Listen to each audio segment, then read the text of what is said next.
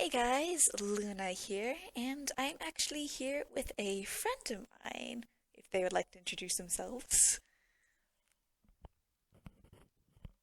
Hey guys, this is Nemesis here on the Nemesis Project. Just here to join in on a drawing stream or recording.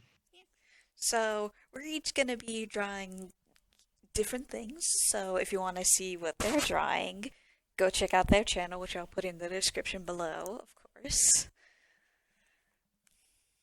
So, And on my channel, if you want to see what she's drawing, feel free to go and check from the link in my description below as well.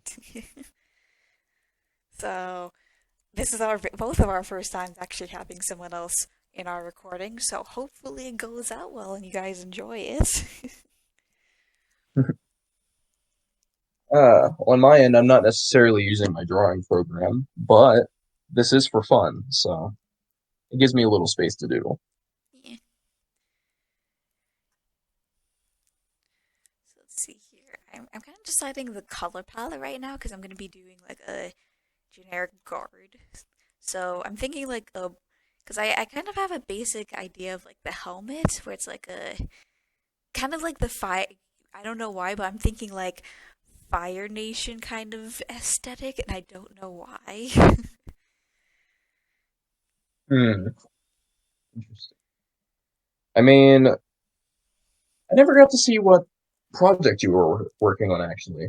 Yeah, it's something that I'd started working on like a week or two ago. Well, not really a week or two ago, but it's a thing for a visual novel that I have no idea if I'm actually going to try and like release the public or anything like that. But it's a work in progress to say the least. Hmm. Well, I do look forward to at least taking a peek at it myself, hopefully. Yeah. Okay.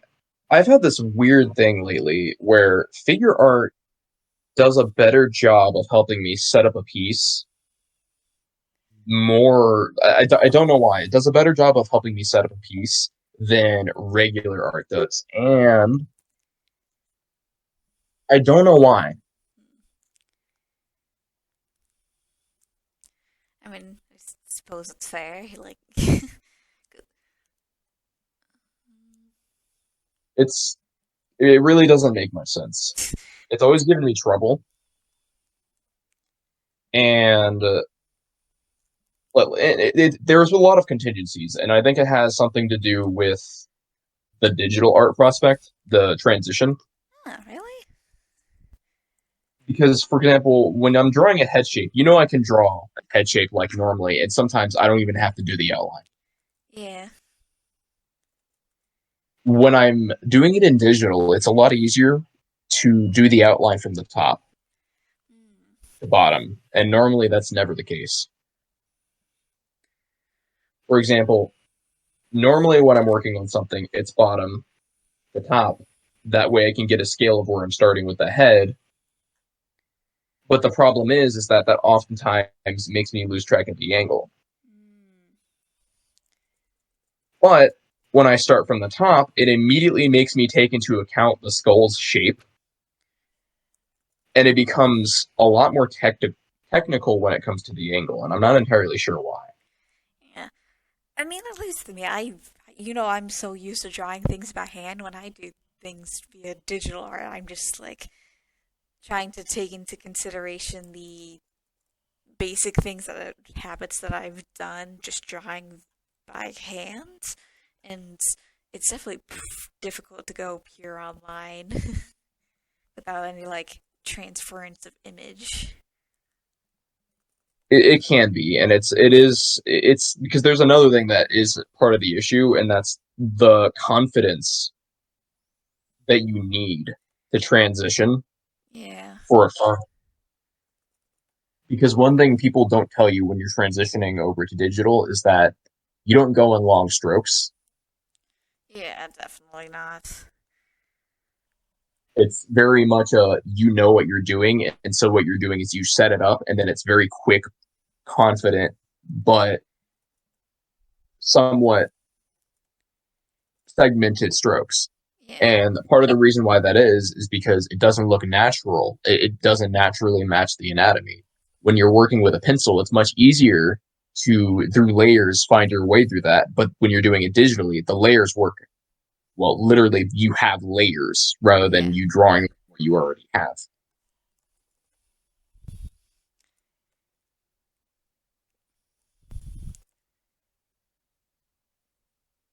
Oh, wow, that's a bad habit. Yeah, I'm just trying to work on the base shape of the head right now. I just switched to my eraser, but I'm not in my drawing program, so that, but I can show you what I have afterwards, but this is also not like a complete drawing. So when you see what I'm doing, it's kind of silly. But that's also why it drives me nuts because after having been doing anatomy for years, switching and having to start from the beginning is morbid. Yeah. And it's very strange because it feels like you're doing something completely different. Yeah, yeah, that's, can imagine that can make it something difficult. Like, I mean, like I really, really like flare pins. Ooh.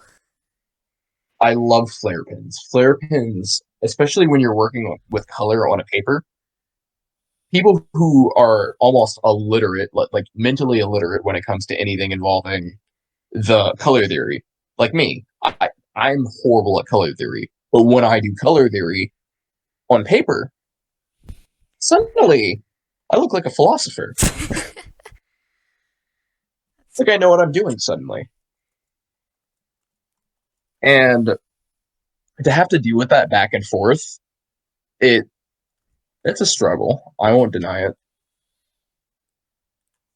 It's definitely a struggle. It's part of why I'm sheepish of um doing a drawing stream. I know I should. I know if I do a drawing stream, I probably will become confident in my pen strokes. But there's also that distinct fear of, wow, I'm going to be sitting here struggling with this piece for a long time when normally I can draw on paper in front of someone and I won't even realize that I had one thing in mind and I made another cool thing. And it's not what I wanted, but it was something cool. Yeah.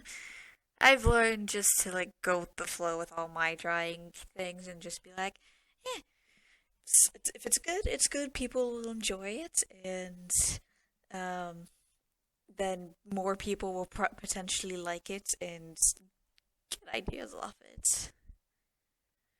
So, kind of just go with that.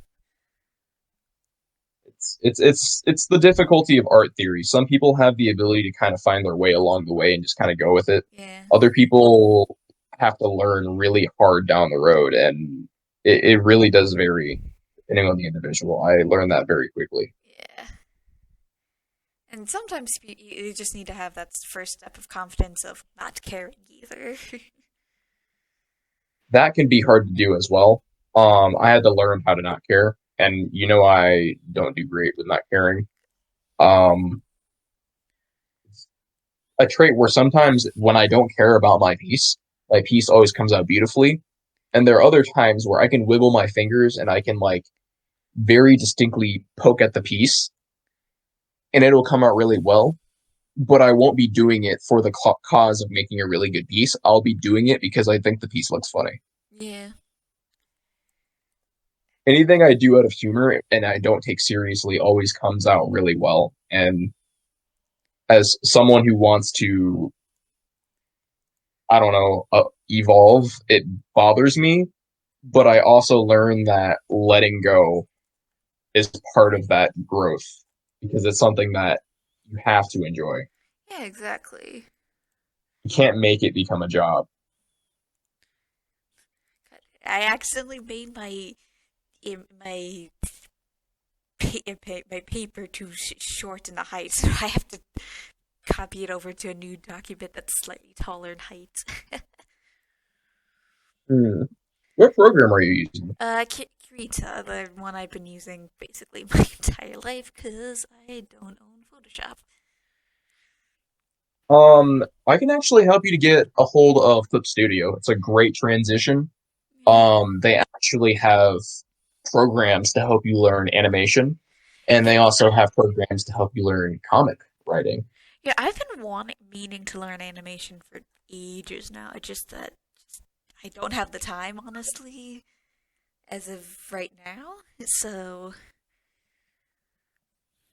Yeah, I would rather get better at I would rather get better at the flat work and better at working on commissions before I take on animation. But when I do take on animation, I feel like it would be better to be able to have a more refined art style before I start trying to take on animation. If that yeah. makes sense. I would love to do animation, and I probably will end up doing animation before I get a better art style because I'll probably get impatient. But you know, Yeah, one of my goals eventually, which I think I've previously talked on my channel, is that I've been wanting to either animate or just draw special moments of just one of my D&Ds or like D&D characters on all that just because it's like I think it'd be fun just to show some of my fun things I've been doing in my free time. I mean, because one of the other things is this, I've learned that I think I mentioned this before. It's some people believe that being a content creator is centered around obsession, when in reality it's more like it's centered around passion. I mean, like there is a level of obsession to it. There is because you constantly have to keep pushing at it, yes, but that's more of determination, I'd say.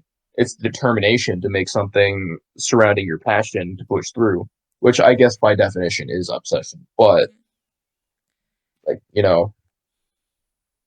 on a lighter side. Yeah. I mean, like at least with me, I've been basically recording nonstop and recording things nonstop. If you're part of the Discord, you would realize that. And then just suddenly I had a drop for like I had like a drop of 2 weeks just because personal stuff of things I've been doing in the real world, which is, like I said before, I've been working a little bit on making process of a video game that I may or may not release to the public as personal work and all that. I look forward to playing it whenever it might release. Yeah. At the very least, I can definitely send you the playtesting version, beta test version of it. Well, I will feel lucky to play it, regardless if anybody else doesn't get to play it. And if no one else gets to play it, I'm a brag. Yeah, there's a few other friends of mine that I definitely will be sending it to, just because they're like, hey, I want to play this thing. I mean, of course. I mean, part of the other thing is that getting other people mixed involved, they have to understand that this has to take place of not just being a job. We're in a very strange world right now. Yeah, The world is in an odd place, but I feel like the best thing someone can do is we're in a strange place where either I feel like humanity will either get to the place where the only way to make money is by doing your passion. And I'm like, I know that sounds strange and very odd, but from the angle of that is actually wonderful, but also not really, because some people can't exactly always follow through with that passion. yeah. I mean, yeah, I But would. then there's the other, I totally agree with you because I would love to just be able to be a YouTuber for full time, but I know I can't do that at the moment. well, I mean, it's the idea of it's not necessarily that. Well, the reason why I say that is because yes, YouTube is something that a lot of people do. But when you look at it, there are people older than us who are doing YouTube, and because they've had more time to do that, or they had the idea to do that prior, that like before it was becoming a much larger scale thing. And I'm not saying YouTube's very recent. I'm saying that as of recent, it's becoming more frequent that people are realizing that it's something that they can do for money. It's not something that a lot of people realize they can have as a job, but there are people who want to change the world for the better, you know? Yeah. And they want to do it with passion and what they love to do. And it's with the understanding that there are these communities out there that they can build. And these communities are important to us. We Yeah. want to be, we want to have these people in our lives, and we want to have an impact on the world doing something we love. Yeah. And that's far more possible today than it's ever been. And I feel like, how do I put this? I'm not going to say the past generations failed to set our generation up, but they certainly didn't do us favors. Yeah. I'm not going to step all over the past generation, but we came from a generation of people that heralded from baby boomers. And baby boomers messed up our parents' generation. And before the baby boomers didn't have parents that messed their generation up. In fact, the baby boomers, they were the generation that really kind of shot the economy all over the world. I know I'm speaking money, but it's just a noting thing. Matter of perspective, depending on who you ask, of course. Yes, definitely a matter of perspective, but also I think us asking our parents wouldn't really affect that because our parents aren't really baby boomers. Our parents are also victims of baby boomers. So, I mean, they're victims, and yes, like I said, they come from baby boomers. But I feel like it is the job of the past generation to set the precedent for the future generation. You know? Yeah. And it's not the only job they have, but it is certainly a job they should take seriously. And I feel like it should be something that they take into account of even if they are living their own life.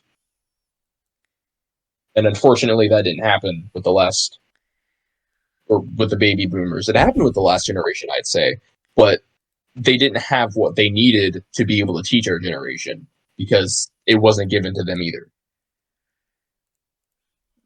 Not entirely, at least. It wasn't given to them. That doesn't mean they didn't figure it out. But my point is, they shouldn't have had to have just figured it out. I don't. Because think of all the people who didn't make it there. Think of all the people who had to fight and struggle through the dirt. It's a lot. Now, I don't know about you, at least relating to my drawing. I am a sucker for shoulder pads on guard uniforms. Like every time Shoulder pads are.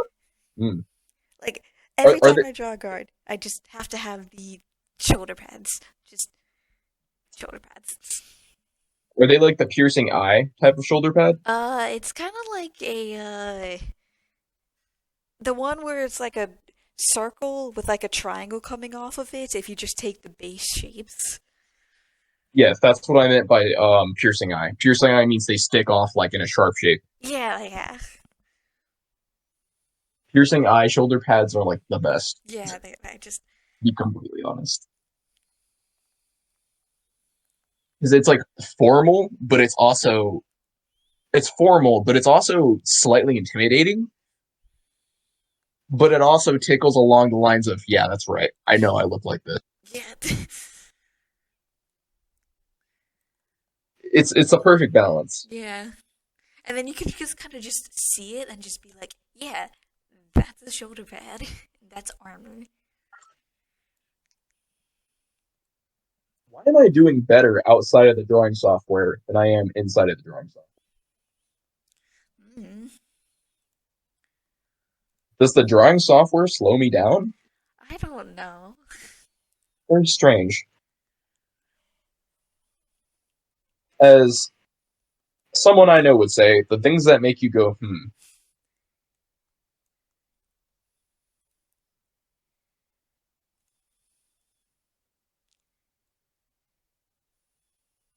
I also really need to learn how to do space colors. Space colors, I kind of just always default to black, blue, and purple with a little bit of white. I know that. It's the transition that makes me struggle a little bit. It's Um, blending all those colors together in a um way that works. I know that there's certain like tools and stuff that kind of just work with that, but I just each different drawing system have a different tool and all that. But most common tools have at least some type of blender like that just automatically blends it.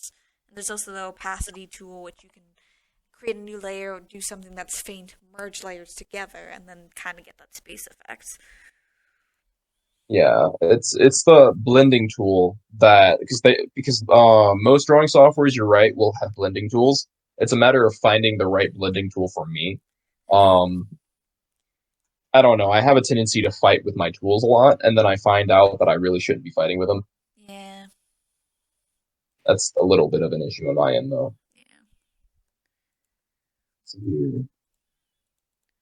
Only there was a lighter blue for this.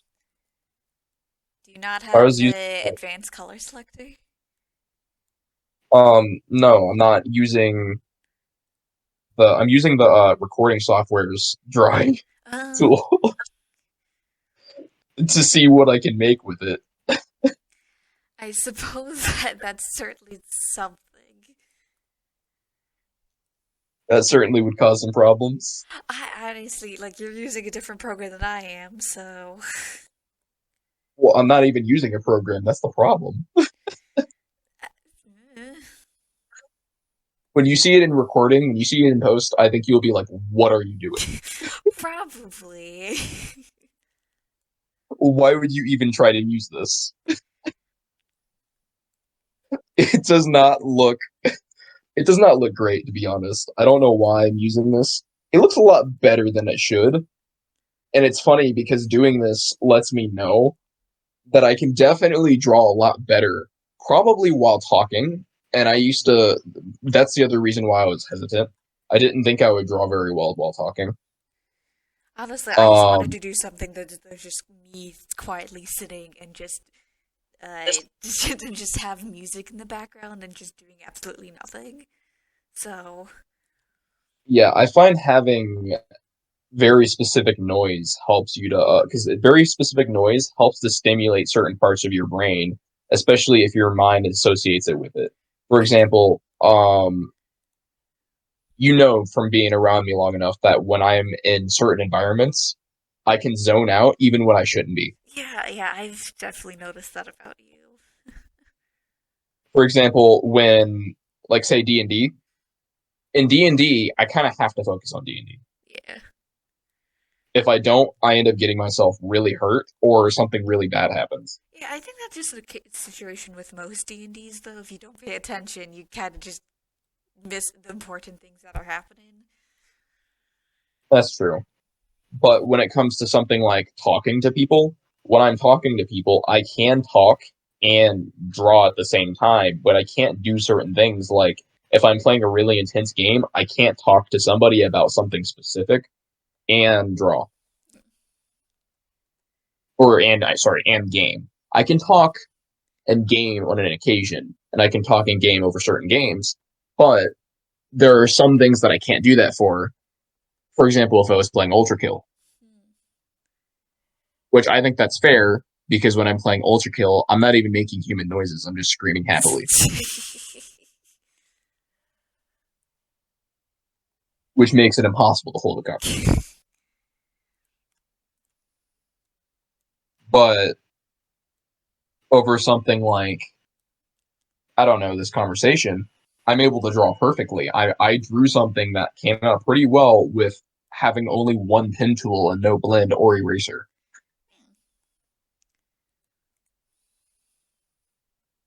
And I'm going to keep trying to make it better than it already is with the few tools that I have. And in fact, doing it like this actually makes me want to do this more because it makes me realize, wow, maybe I'm not as bad as I thought because with less tools, I do better, which is something you've probably heard me say before, way back before. Yeah. but I don't like want to always have to rely on less tools when I have a program that specifically takes advantage of having more tools. Yeah. Kind of, ruins the purpose of it. Yeah. So that's the other thing. I can't seem to color normally. I've never been able to get flat colors.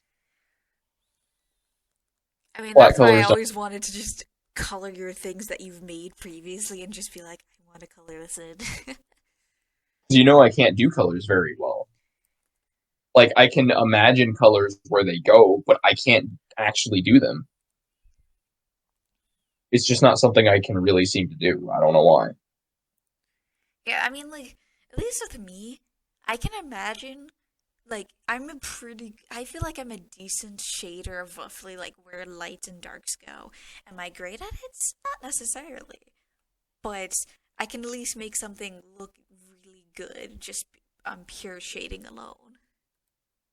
I mean, I can do shading as well, but I can only shade black and white. Yeah. So there's a huge difference in ability there. I can shade, but only black and white.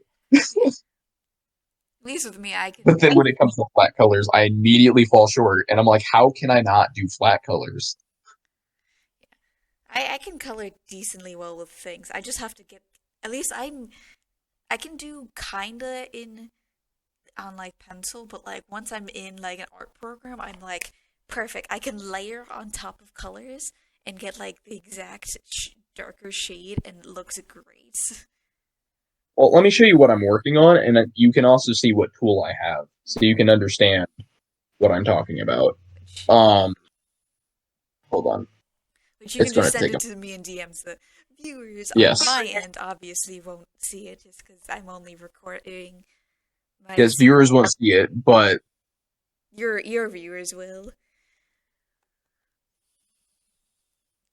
Oh, that's like, so you're working on your own your background image, yes, I'm working only on my background.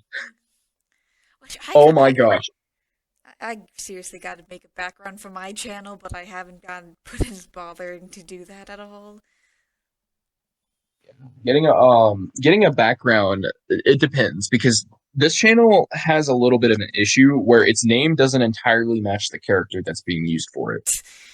Yeah. I just have one of the YouTube's generic thing background just because I'm like I don't want to put time and effort putting in a background image because I have a million other things on my plate. Well, that's true, but I mean, I don't I don't necessarily like have another monitor. This is all on my drawing tablet, and my drawing tablet, because it's another monitor, the screen is blank except for Dead Cells for some reason. Mm. I'm not sure why Dead Cells is on the screen. I'm gonna have to figure out how to fix that. I'm not sure how it got over here, but um, yeah, I have been. That's the other thing. I'm gonna have to make a second channel. I mean, do you have to? It's advisable. Yeah, I mean, like if you're doing an art channel and a gaming channel, yeah, it's recommended. But at least with me, I've just been doing both on the same channel, just because as of right now, having both on the same channel kind of just works. And then once I have enough subscribers, I might potentially separate them out. But I mean, the reason why I say that is because look at it this way. It's less about the fact that it's less about the personality and more about some people come to channels for one thing but are unwilling to be at that channel for another thing. yeah, I've seen it happen before where there are creators who die out specifically due to the fact that they want to do multiple things on one channel and it doesn't always work. yeah, I've definitely seen that happen. But That's why it's like I do like I have times where I do entire playthroughs. For example, I have Resident Evil 4 and I haven't a remake and I haven't played through it. But when I play through it, I intend to start doing full drawing streams and to record the VODs and put it on a channel. hmm, And I don't want those killing out the focus of what my channel is, if that makes sense. yeah, because my channel's a drawing. It's a drawing channel. It's a channel where I'm trying to learn different forms of art. And as I start to get a larger audience, I even intend to have audience goals. For example, say I reach 100 subscribers, I have to learn how to animate.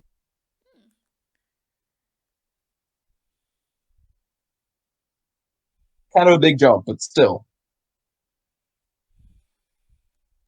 Or no, more like I get 100 subscribers, I have to learn how to render, maybe. And that's definitely a goal that you can eventually just figure out when the time comes.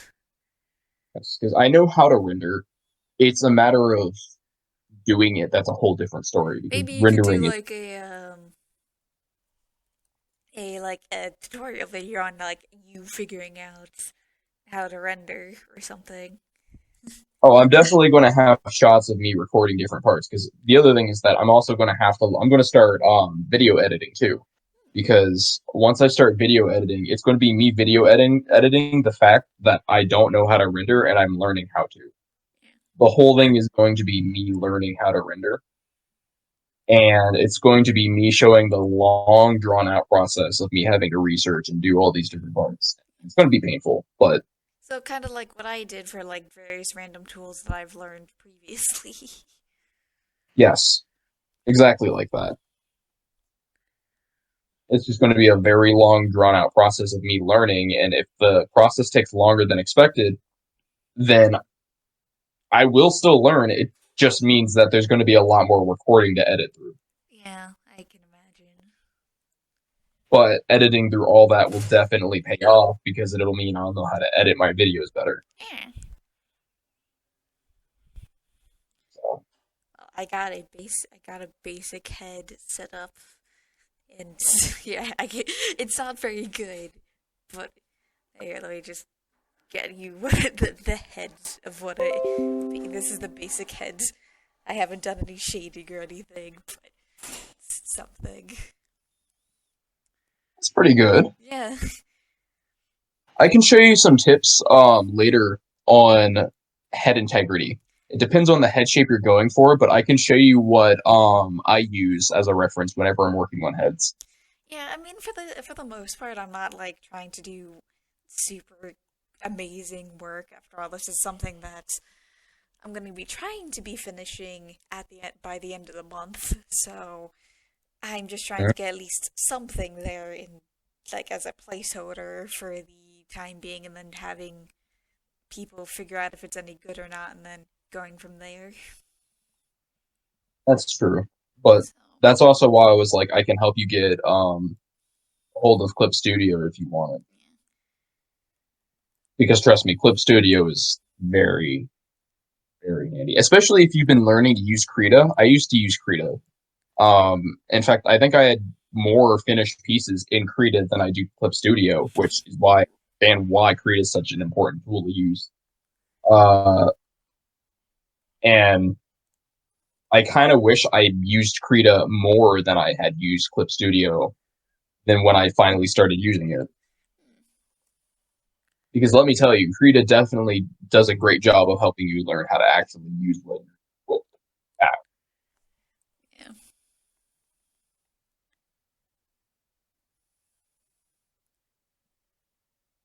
But along the way, you come to learn that sometimes it's not just the tools, it's understanding how to run the software.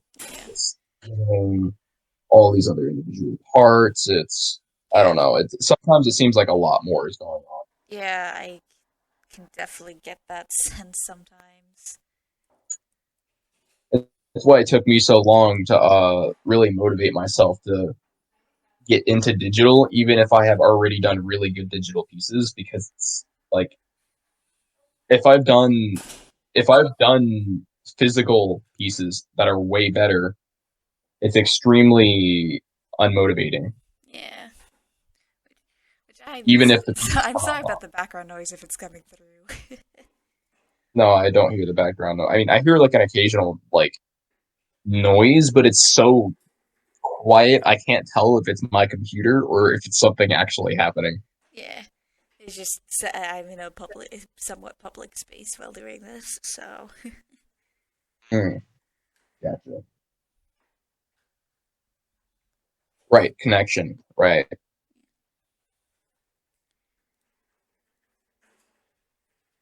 I got lucky enough to get the router here replaced. yeah. Can't wait to actually go back to my little studio that I have set up once it's because it's in the process. That's for sure.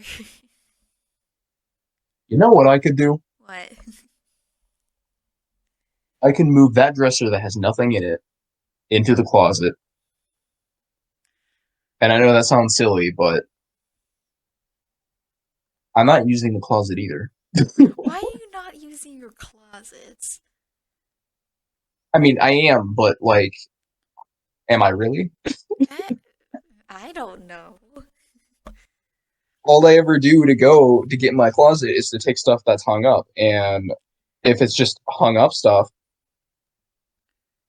I can literally sit on the dresser to grab the stuff in the closet. That sounds kind of ridiculous.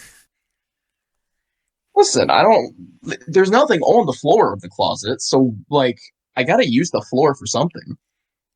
Yeah, but like I to be fair, like I use my closet for like the storage of just random things, so I don't blame you.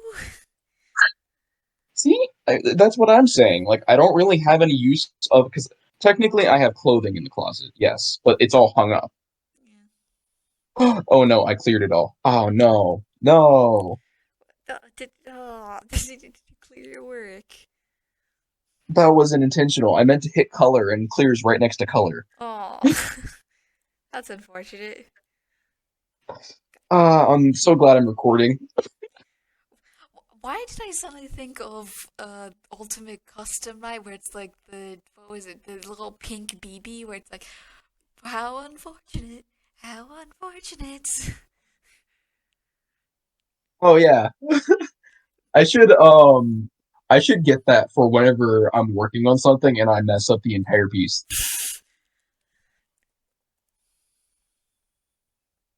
But that's the other reason why I wanted a second channel is because if I ever got a second channel, it would give me a chance to because look at it this way. Do you know the VTuber Nuxtaku? I do not. So there's a VTuber named Nuxtaku out there who spent 8 years building his YouTube profiling. And he built his YouTube specifically through doing anime review videos. And now that he's taken off, he can basically do whatever he wants. Yeah. And so he has two channels. One of them is his channel where he does whatever he wants, running game shows with VTubers, like actual VTubers that are well known and in companies. And obviously, he's pretty well known within that community, specifically due to the fact that he's this goofy guy that everybody knows, who he's not a clout chaser. He's just really well known. Even Charlie knows him. So he's pretty well known within his own community. He's even gotten into some drama here and there without him really actually being a problem. But the point is that he's getting to where he was. And yes, obviously, after he took off, but that's not really the point. The point is that he became aware of the fact that he wanted to do more. And there are other people who run other content where they have multiple channels, but one of their channels is kind of their spare time channel for things they do on their free time. Yeah. At least for me, when I if I ever have like get enough, I'm definitely gonna split off. I can't do that. But just mentioning VTubers, I do eventually want to create a VTuber and figure out how to set that up. But I have no idea. That's just another thing that I just don't have the time to exactly figure out quite yet. I mean, I've learned about VTuber model makers in a very short period of time because on my Twitter, which check in the description below, um, Which I'm probably not gonna link Twitter. Go check out his channel and check out the video, which you can find their Twitter somewhere. So, which I'm yes. definitely looking their Um, channel. so on Twitter, I had the issue of I hollered out, "Hey, does anybody know any VTuber models?" And everybody, like, my DMs blew up. It was smited. It was very, very quickly. Like my DMs were just filled, and I was like, "Oh my goodness, what happened?" Turns out, um, they're desperate people, and I'm not going to say they're desperate, but they kind of are. Um, apparently, not many people are buying VTuber models, and the people who are already hired by people who have a VTuber model, which goes to say a lot. It says that the market is, I guess, unbalanced, maybe? I mean, like, I don't know. there's definitely a certain market for certain types of artists and certain things. That's for sure. That's for sure. But the reason why it threw me off is because I'm not really that well known. I don't have that many followers on Twitter. In fact, almost everybody on Twitter following me is someone that's already a personal friend or just a professional, like a channel that specifically makes art that happens to see that I'm a growing artist and got interested Yeah. and is following me almost purely for professional reasons. And so to see that many people pop up, and I'm like, whoa. It was a lot, and it was even more that one of the first things that was said to me when I had that posted on my own like question that I posted was, well, first of all, the first thing you're going to want to do is ignore everybody else who just messaged you because most of them are scammers. Yeah. Why am I not surprised? And I kind of found that pretty funny because the person who said that didn't even try to get a VTuber model. Didn't even try to get me to buy a VTuber model. Just let me know. And that was kind of funny to me. Like it was funny and absurd at the same time. And I'm like, well, I just made a friend and I wasn't trying to, but it was kind of funny how I made this friend. I mean, the guy does make VTuber models, but he didn't even try to offer. He was just like, ignore those other people because in this community, they're wild. But I don't know what the whole subculture is there. I only know about like actual VTubers. I don't know about VTube model makers. Yeah. So don't I murder me in comments. there's definitely a program that I've tried to figure out how to set up and figure out. I don't really know how it works, and so I was just like, you know what, when I have time to like get it figured out and blah blah blah, I'm sure it'll be good, but I mean, I'm aware that the software is very similar to like how you do VTuber rigs. And I'm aware of that because I have a friend who is a VTuber model maker, but they don't make models for anybody else. They only make them for themselves. And I was interested in doing VTuber modeling because I have friends in VTuber, like who have their own models. Like I have, and not even necessarily people who bought their own models, or I mean, because like some of them do. Some of them are literally like people who are voice actors for things and things. And due to that, they literally voice act their own model character, which is cool, really cool. But you know, I want to learn how to do that myself, and that's also one of the goals of my channel. Is that in the future, whenever it comes around, I want to make a VTuber model. I'm slightly distracted by my thing. my proportions are off, but I just find it funny just because it's like my own personal little touch where it's like it looks human, but it's just oh so slightly off. Like you've seen my art in the past where it's like it looks perfect, but there's just that one slight off proportion that's not quite right that just makes it that perfect little impersonal, like that personal little thing. Yeah, it's almost there, but not entirely. Yeah, and that's what makes it adorable and great.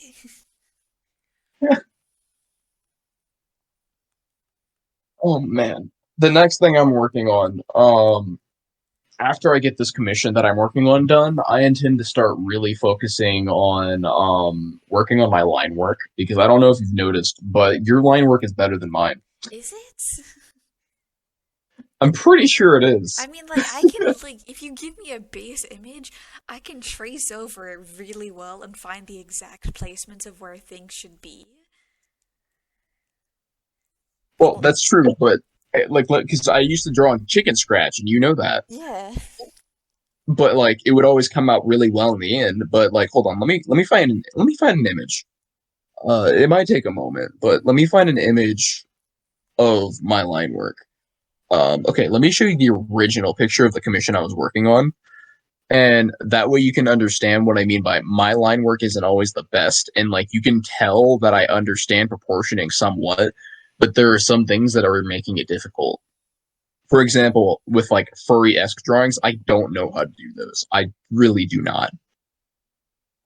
Like I am not practiced in that type of drawing at all. But you can see that my line work is like there, but it's not entirely. Yeah, I Like mean, it's there's the definitely there. It still sort of has that chicken scratch. it's still chicken scratch, but the chicken scratch isn't great specifically due to the fact that it's, you know, digital. And when it's digitally chicken scratch, it doesn't look great, especially with the pen that I have. I think part of the reason why I'm just so good at just having kind of doing things by rough eye and just being like, yeah, it's off, but I like it kind of thing is because when I was younger, which I think I probably talked to you about at least a little bit, always kind of had that. I always took images that I saw that I really liked, and I just like on my phone I would just draw like I would do it my best just to draw images by hand. Granted, when I try and draw things from life, it's not the greatest because I'm not used to it, but when drawing things digitally, I'm like, yeah, that looks pretty good because it's like I'm used to drawing things that I can just have by eye and just be like, yeah, I can just guesstimate roughly where things be. Yeah. But like even so, what I'm saying is that the reason why digital art is so difficult for me is the idea of they say be confident in your strokes, but when I see other people in certain parts of their careers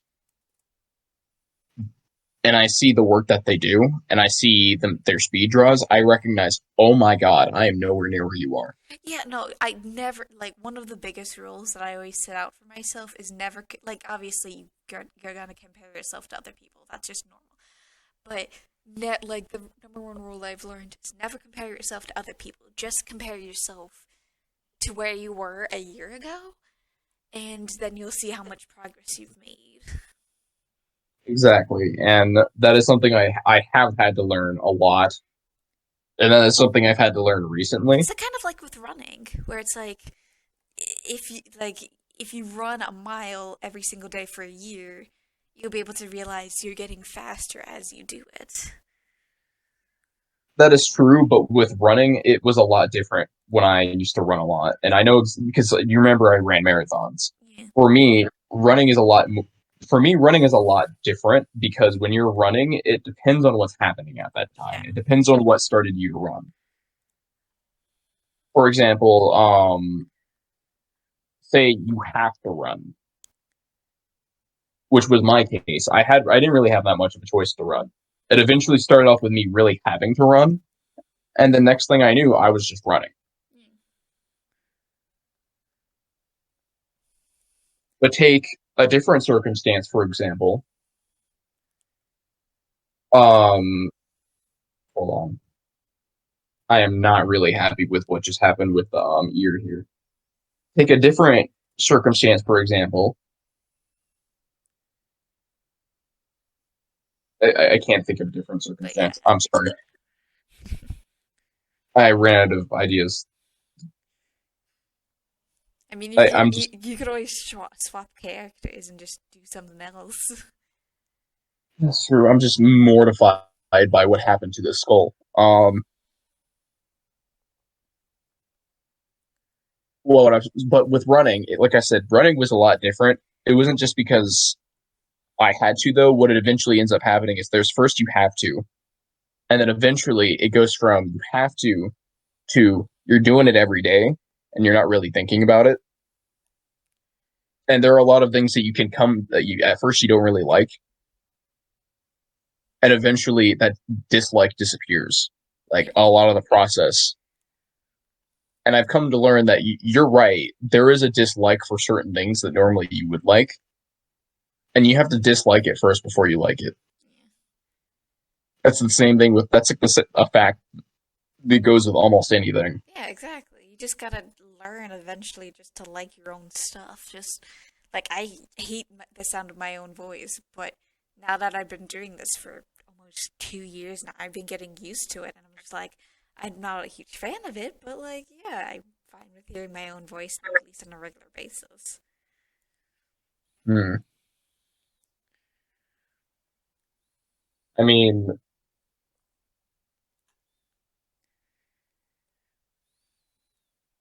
I can see that. It's just, The voice that I hear on screen compared to what I hear in my own head is not the same. That's part of the reason why I hate it so much. gotcha. I was a bit puzzled. You may not like your voice, but So many how many people have people seem said. to really like your voice? I think like let's see here. There's been like 5 different people, maybe more. Actually, no way. I think 5, maybe 6 that I can actively recall that say, yes, I like you and your voice is amazing. And it's Hmm. just like, I don't understand why they like my, like, as one of them said, like, oh, your voice is like a siren. I'm like, I sure, but like, I don't see it that way. That may be the case, but if I were to explain it this way, coming from me, your voice is familiar. I mean, yeah, we've known each other for like 8 years now. Yes, your voice is familiar, and as a result, your voice automatically makes me know I'm talking to someone that I can tell almost anything to. Yeah. So for me, it's not the same thing as it is with other people, but it is, I know this person. This person actually knows me. Mm, Granted, that can be said the same with anybody else who actually knows me, but there aren't that many people. yeah. Other people, I've been told that people like my voice. I don't see it either. I think there's at least one coming to me. Like, I think I kind of have the same sort of thing where it's like, it's familiar and there's just something just naturally soothing about it. It's kind of like like, the best way to describe it, you have the perfect podcast voice. I'm told I have the perfect DJ voice. Yeah, DJ also works. Basically, like, As in, t- well, I was gonna voice act something. As in, hello everyone, welcome to the Grand World Tournament. yeah, Something exactly. like that. Yeah. But when I'm doing it myself, I don't even notice it. Mm, But that's because it's ours. It's in our life every day. We never notice that. yeah. It's much easier to dislike something about yourself than to like something excessively about yourself because we're not narcissists. Yeah, that is very much true. It's the only way I can really think to say it. We don't really think of things that way, and as a result, we're not like constantly like, yeah, yeah, this is how I sound. Except for people maybe like Markiplier or something, who just been Well, doing it for years. people who know it, people who know they have it, who've been doing it for such a long time and can go and just have fun with it. Yeah, But they have exactly. experience and they have development and they have the growth of having been doing something that involves that particular part of them for a long time. Yeah, With us, it's just we've had it and we've never really realized it. yeah, Like we haven't necessarily been doing anything with it, and even if we haven't realized it that either. yeah.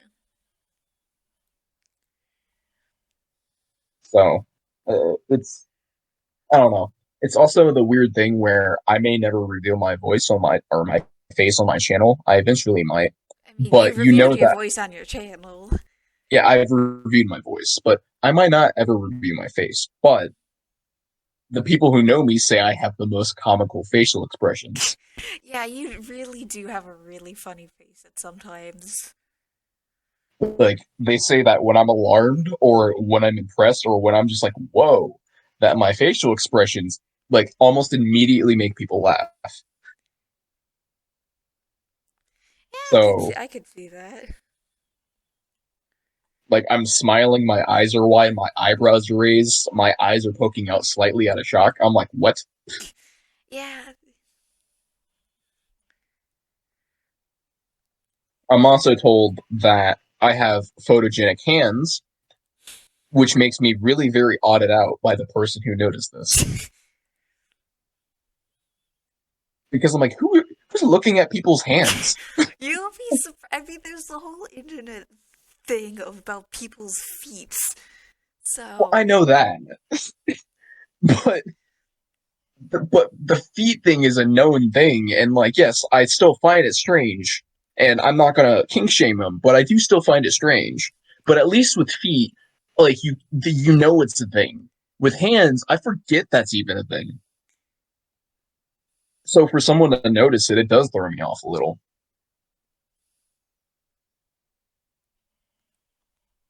I mean, there is a difference though for hands depending on why people notice it. For example, I know what hand type you have specifically based on palm reading. oh right, yeah, I forgot that we did that ages ago. Like that was just like such a one-off thing that I just completely forgot about that.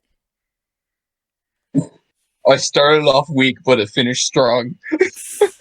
Were you like an earth hand or something? Wait, no, were you an earth No, I'm hand? fire hand. I'm a fire hand. Fire hand. I think I was a water hand. You're a water hand. Yeah, So, cause I had like a stubby fingers or something. well, no, water hands have they have a tendency to have smaller or nimbler fingers. Um, earth hands have very thick, stout fingers, Yes, I remember that. and fire hands have right in between where they're not really thick, but they are muscular hands. Like they have shape. What's the term? They're Muscle? basically your palm is like like thick and they're like because like basically I think the main two distinguishing features of of this palm ringing was length of fingers and the thickness of fingers. Yeah, the length and the thickness because it helps you to determine the crevices that are there and the size and shapes of them. Yeah, obviously like the palm kind of has an impact too, but like the main two things I remember was thickness and length of the fingers. So Yes. And water hands are, like I said, they're nimble fingers. They're thinner fingers. They're nimble. They actually tend to be much better at things like drawing and musical instruments. yeah, no, I was always terrible at musical instruments. I am pretty good at arts and crafts though. Yes, you are. Um, earth hands are generally considered to be much better at the things that take a lot of strain.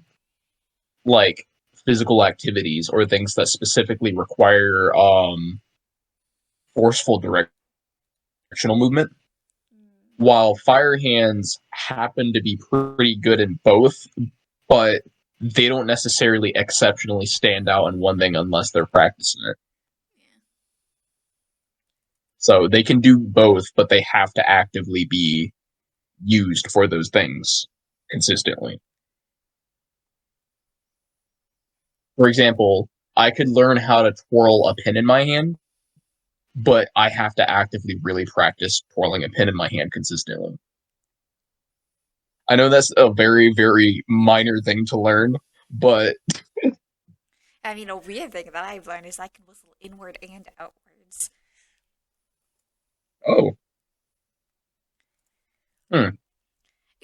Funny enough, I learned to whistle inwards before I learned to whistle outwards.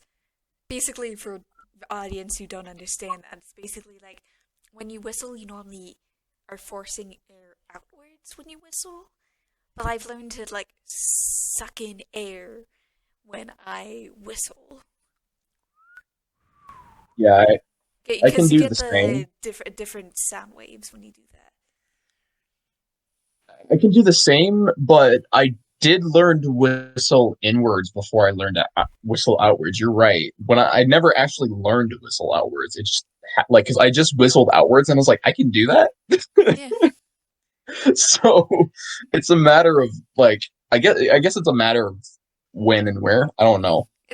Yeah, because it's just like one of those things, like learning how to blow a bubble, kind of. Because I never learned how to do that. Hmm.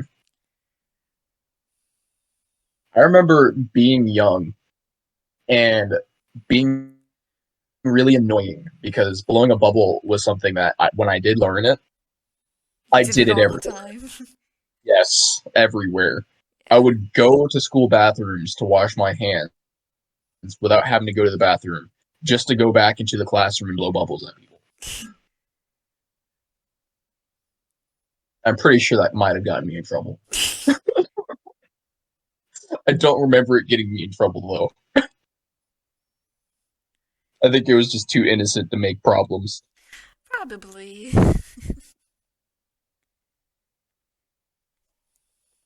I don't know. I was a weird kid. Yeah, I mean, we all do weird things when we're young. Just,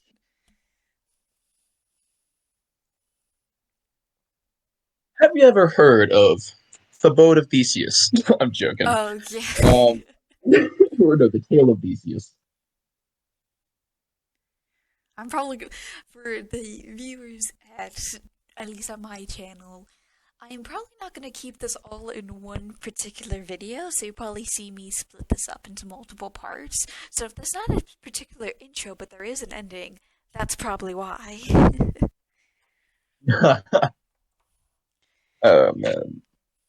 Oh, um.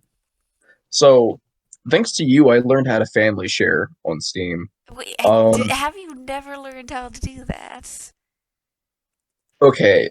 Let me put it this way. I never knew what family share was until you told me, and I was sitting here like, family share. That sounds familiar. Which I And I don't was like, oh yeah, I remember now. which I never family shared with you, I don't think. No, I can family share my games too if you want. I, to be fair, I think I have three people sharing to me, and I think I'm sharing to three people right now.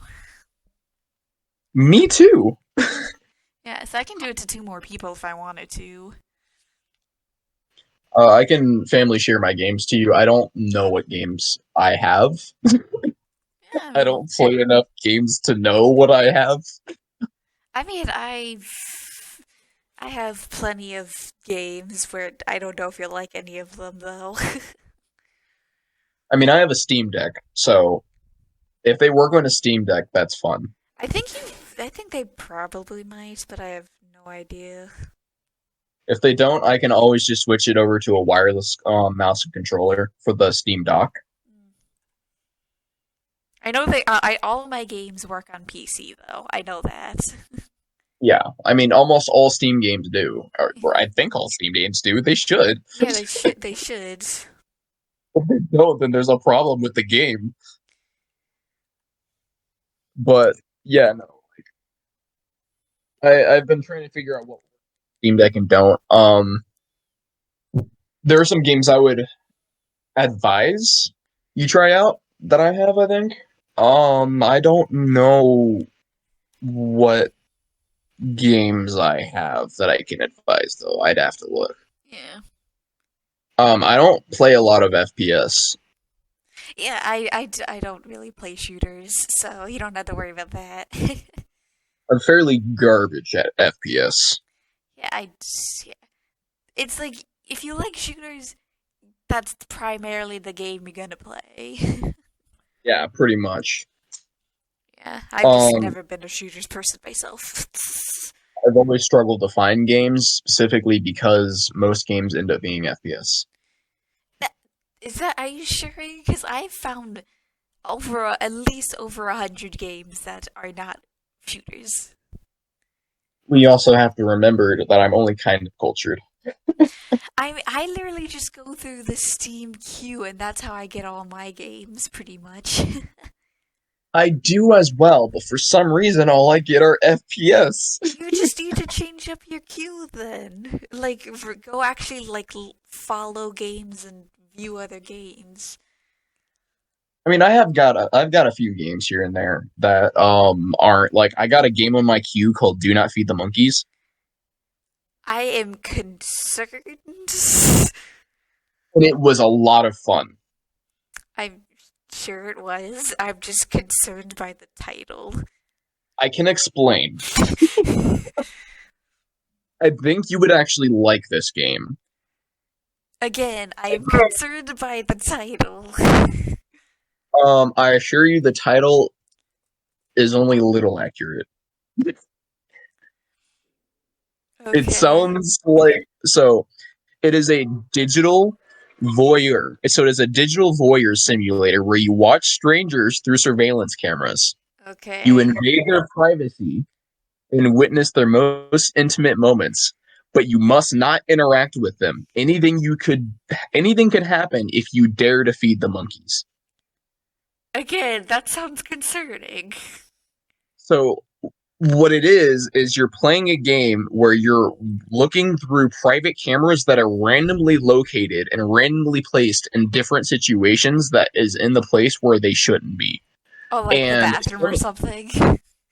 well, no, not like a bathroom, but there are some of them that are in locations that they have no reason to be in, like in someone's basement in an abandoned house that no one uses anymore.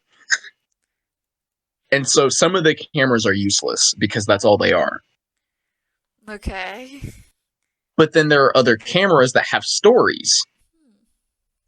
And those stories, when you give information to the company that you're working for, you get money for it because you have to pay attention to these stories and you have to balance your daily life as well. Oh, So you have to balance. kind of like more expansive observation duty.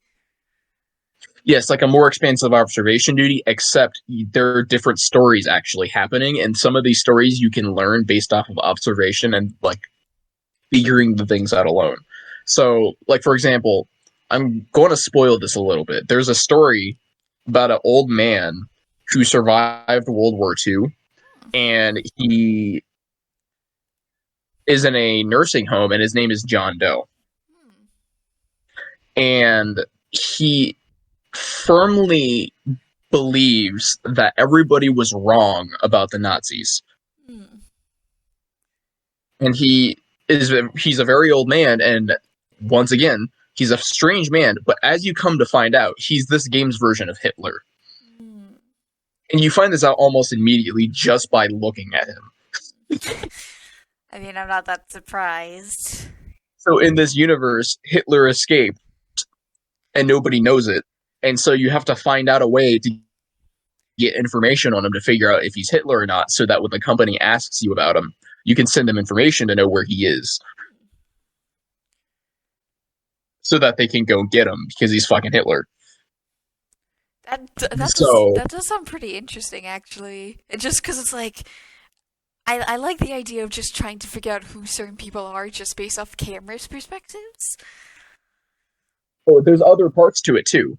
So you get keywords based off the conversations and the circumstances around the room, and you can take those keywords and research them on the in-game tab for the internet to get extra information about the people. And so if you get the right information, there are other ways to link sites and Oh keywords god, this together. reminds me of a game that I heard where it's basically like, what was it called? The whole plot of the game was this woman, I think, like, did a crime and she, like, and basically you have to watch all of her confession tapes and you have to figure out the order. I, Ah, I don't that remember. sounds I that don't. sounds fun. Yeah, I don't remember what the game is called though. That's the problem. If you ever do remember the name of the game, please let me know because that sounds really fun. Give me a sec. I can actually pull this up. So, That sounds a lot of fun. I love like detective like games where you have to. But here's the other thing: while you're doing all of that, there is also the issue that you have finances in your real game. So you're trying to do all of this to get information on all of these different parties, right? yeah. But you also have to go work because in that game you have to pay for rent. So it's about managing time, it's about managing your hunger, it's about managing your health, and it's about managing making sure that you get cameras finished so that you can get money. But the goal is to have a certain amount of cameras by the end of a certain amount of time. And the cameras cost money to buy new ones. God, I. Okay. Some cameras actually have night vision on them Okay. So, or require night vision. let's see what. Okay. I think I got the name. So I believe, yeah. So the video game is called Her Story. Story I have to see. Hold on. Yeah. So Whoa. it's basically a non-literal story where it's like a police database and you have to type up certain key phrases and stuff. And it's when I watched it, it was really interesting. I probably would never play it on this channel just because I get super frustrated by puzzles sometimes. But It's an award winning game. I have to play it though. yeah. Hey, you could totally play it on your channel sometime. If I were to play it on my channel, would I be able to get you on board for trying to help me play it? I would totally be willing to help you play it at some point. That sounds like a lot of fun. Yeah, it does sound like a lot of fun. I just stuck that into my wish list. I'm getting it later. That is something I have to touch. Oh, but the reason why, so this is Do Not Feed the Monkeys is a game I would like you to try playing. Like I said, it is all about juggling money, juggling time, juggling food, juggling health, and there are other things that you have to juggle too, like people knocking on your door. Hmm. And when they knock, like of course during certain events, time will Oh, freeze. like, what was that hacking game called that people that like Markiplier and Jacksepticeye and all those were playing? Are you talking about the one where you're hacking on the black net Yes. or the dark net? Yeah. I know what you're talking. It's sort of like that, yes, except with the camera parts as well. Yeah. So there's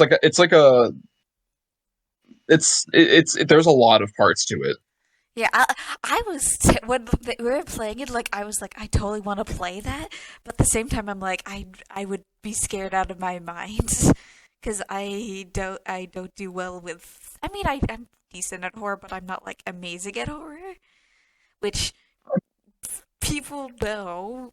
Whenever I play Minecraft, I see a mob, I immediately be like, die, because I'm like, I can't, Because you don't know what it is. no, because I'm terrible in just Minecraft situations where there's monsters all over the place. Yeah, I get that. Worse Which than I me. feel like that's totally gonna be clipped at some point. I don't know why. Probably. Monsters are worse than haters. You suddenly got quiet. I didn't hear what you're saying. I said monsters are usually worse than players. Yeah. Damn, you're away from your mic.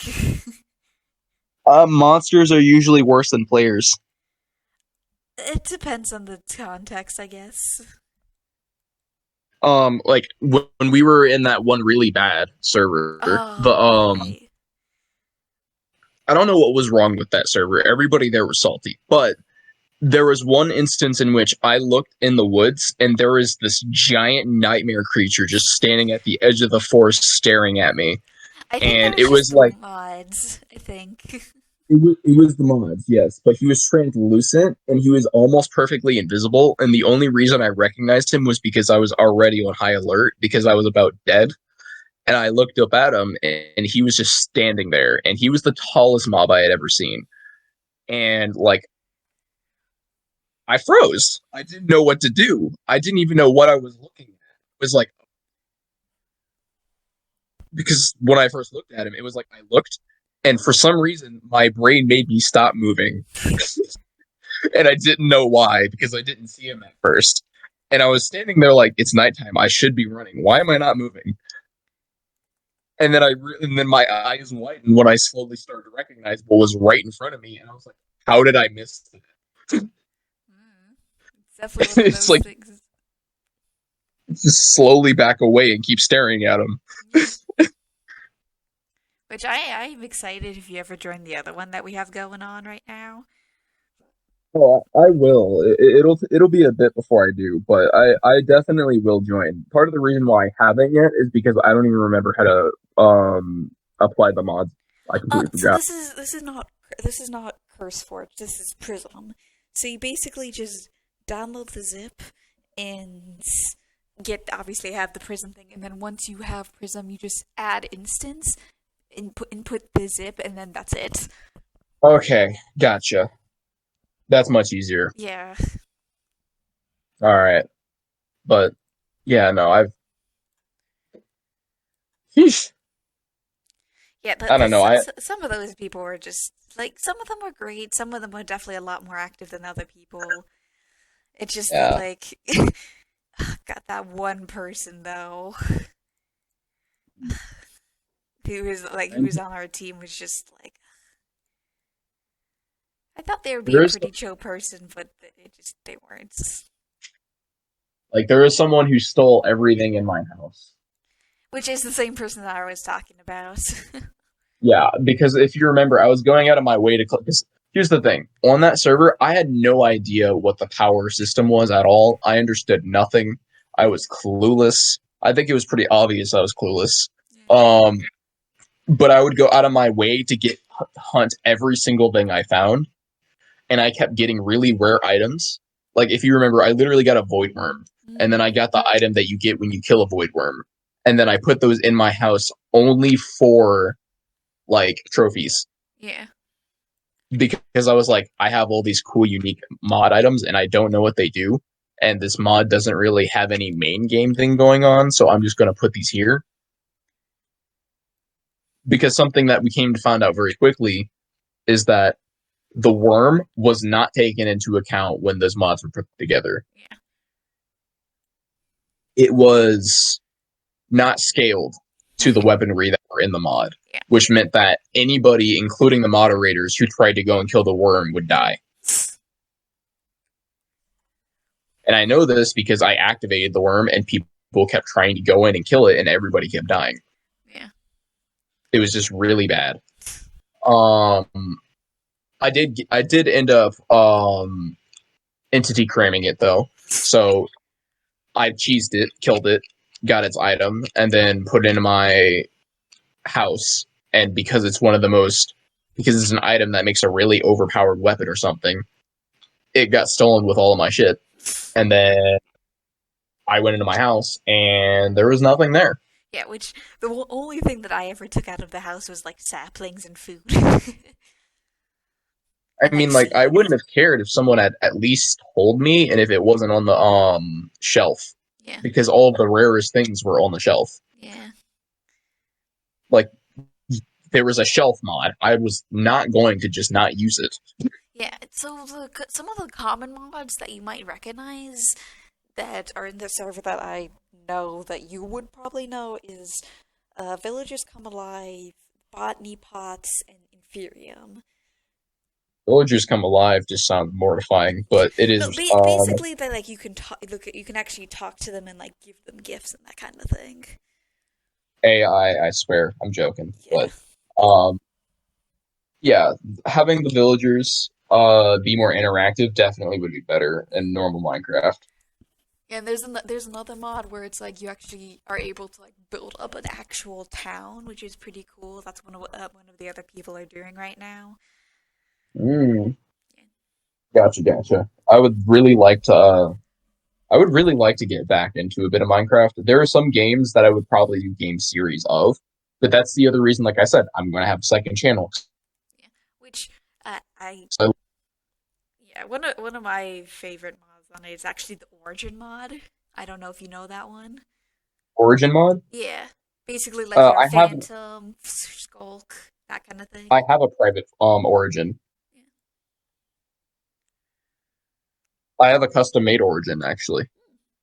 Well, we don't do the custom mod stuff here, so we're like No, I custom. know. I understand that. I'm just letting you know I have a custom Origin. What's your origin?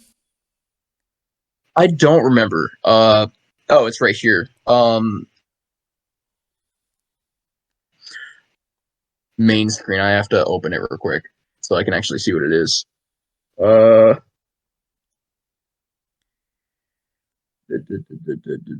mods.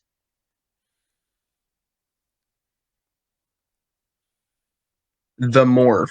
I don't know what morph that is, but I think it was like, what was it? It was a something wraith. Mm. I don't remember the name of it. It was some kind of wraith.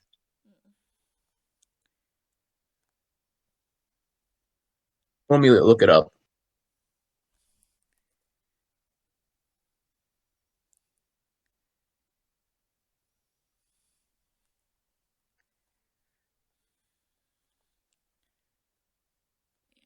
Yeah, I can in tell you this what.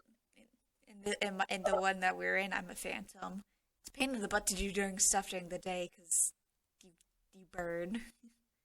Uh, I can tell you what the ability of my morph was, but I don't remember what the name of it was. Maybe it was a custom or Minecraft origin thing. I mean, I know it was a custom morph itself, but I don't remember what the name of it is because I'm trying to find it right now.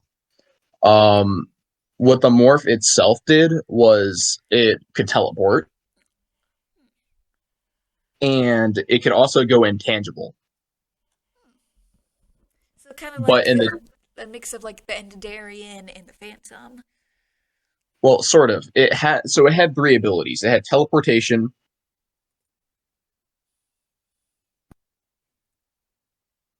the ability to fly, but it could not phase through objects in daylight. Hmm. Like if it was directly outside on like ground level and in the daylight, it could not phase. Hmm. I'm actually All of kind its of abilities. Hmm? I'm actually kind of curious about that mod. All of its abilities charge slower, or like its phase, like its flight ability charges slightly slower during the daytime because it doesn't have a charge bar. So there's a charge bar for its abilities, and it uses the same charge bar that it does for hovering, that it or like phasing, that it does flight. But when you're underground and you're phasing, you can still fly Hmm.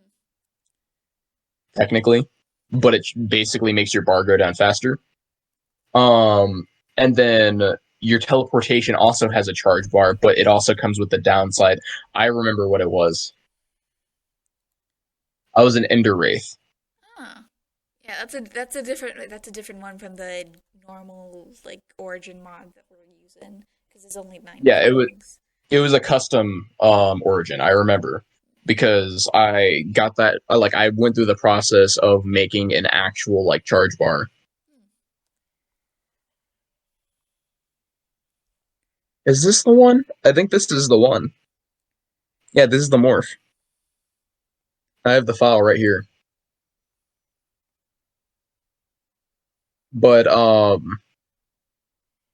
the morph also had one other downside. That was a pretty major one. What was it? It can't touch water.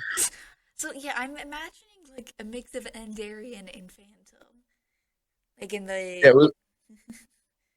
It was a mix of Endurian and Phantom, and it had another upside where when it's in a certain like darkness level, like when your character is within a certain darkness level, you have a longer reach and you deal more damage. But if you're in broad daylight, your reach like is normal. And the reason why that was because it was a specifically a custom morph that I made for like an actual story written server. So it wasn't just a morph; it was a morph that I wrote for a specific character. I just accidentally put my armor's shin guard on backwards. You accidentally did what? You know what? How like directional things, like you put something on in a certain direction. I accidentally put it on this dude's like armor guard on backwards. Ooh, that's a I, whoops. I forgot because I forgot direction is a thing.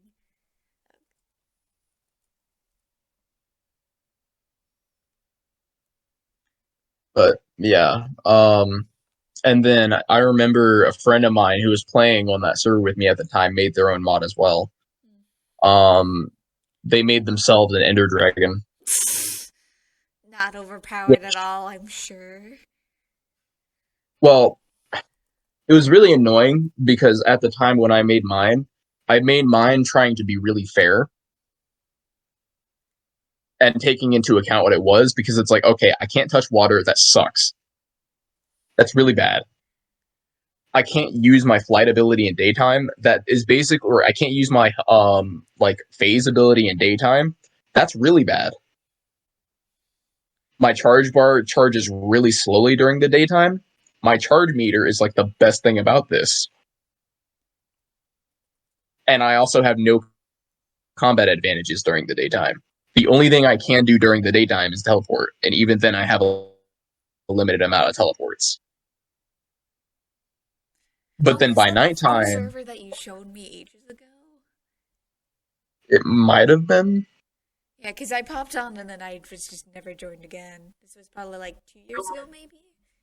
Was it the written story server thing that I had Yes. made? Yeah. Like with the underground layer and all that? Yeah.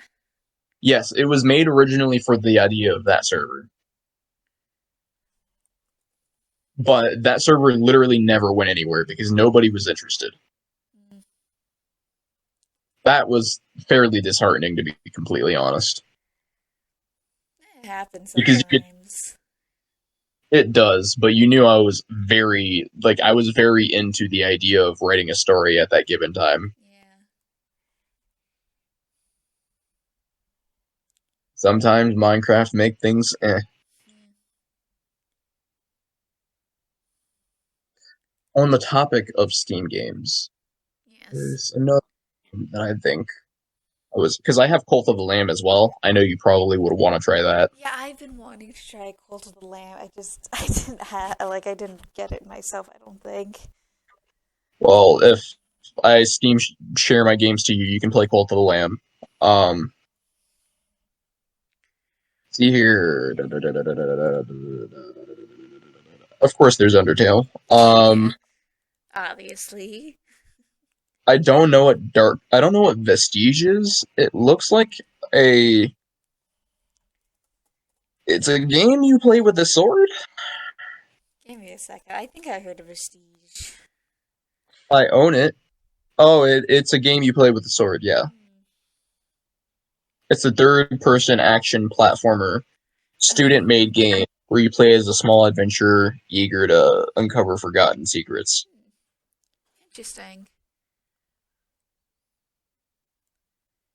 Oh, Trying to decide what whoa! kind of want deciding what I want to do for boots. I guess brown's okay for boots.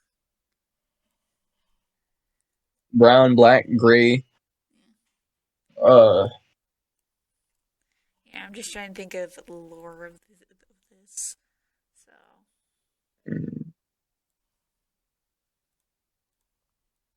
oh, have you ever played VRChat? uh, you're not the first person to suggest it to me, actually. I'm not. You're literally the third person to be like, you should come play VR chat with us. Well, I, with caution. Yeah, obviously with caution. Uh, but yeah, VRChat's a great place to find cool people and make some connections. Not as many people play it as they used to due after the fix, but that should be fixed after they decide to actually do something to VRChat. What do you mean the fix? So VRChat is just VRChat, right? Yeah, Like there's no extra things to it. It's just people hanging out. yeah. A lot of people go on there after work, and but there are a lot of problems with VRChat. I mean, I can And one of imagine those, because it's well, cross-platform between PC and Ocular Rift and all the other like things.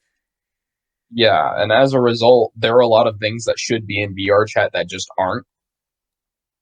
And so people would mod those things in, and they're very basic fixes that essentially add what should already be added. And then VRChat added an anti-cheat system that made it so that people couldn't do that. Mm. Why? Mm. Because people kept because there were a lot of people in the game that would run softwares that would just basically do nothing but crash your PC. Yeah, I mean, it's dumb, but I guess it's better than doing it in the first place. So, But the problem with that is that a lot of people that almost never happens. It rarely ever happens. mm, And when it does, literally what you do is you turn your PC back on, or you just have a software that prevents that from happening. yeah, which most people probably wouldn't do. Which most people probably do because it's very easy to implement. It's one YouTube away or one YouTube video away from implementing. So that obviously caused issues. And a lot of people were not happy with the fact that they basically made it so that something people did to essentially eliminate one of the problems they had with their game and made it very playable, they removed. Mm, And a lot of people were very upset with VRChat because it's like, what's the point of doing that? yeah,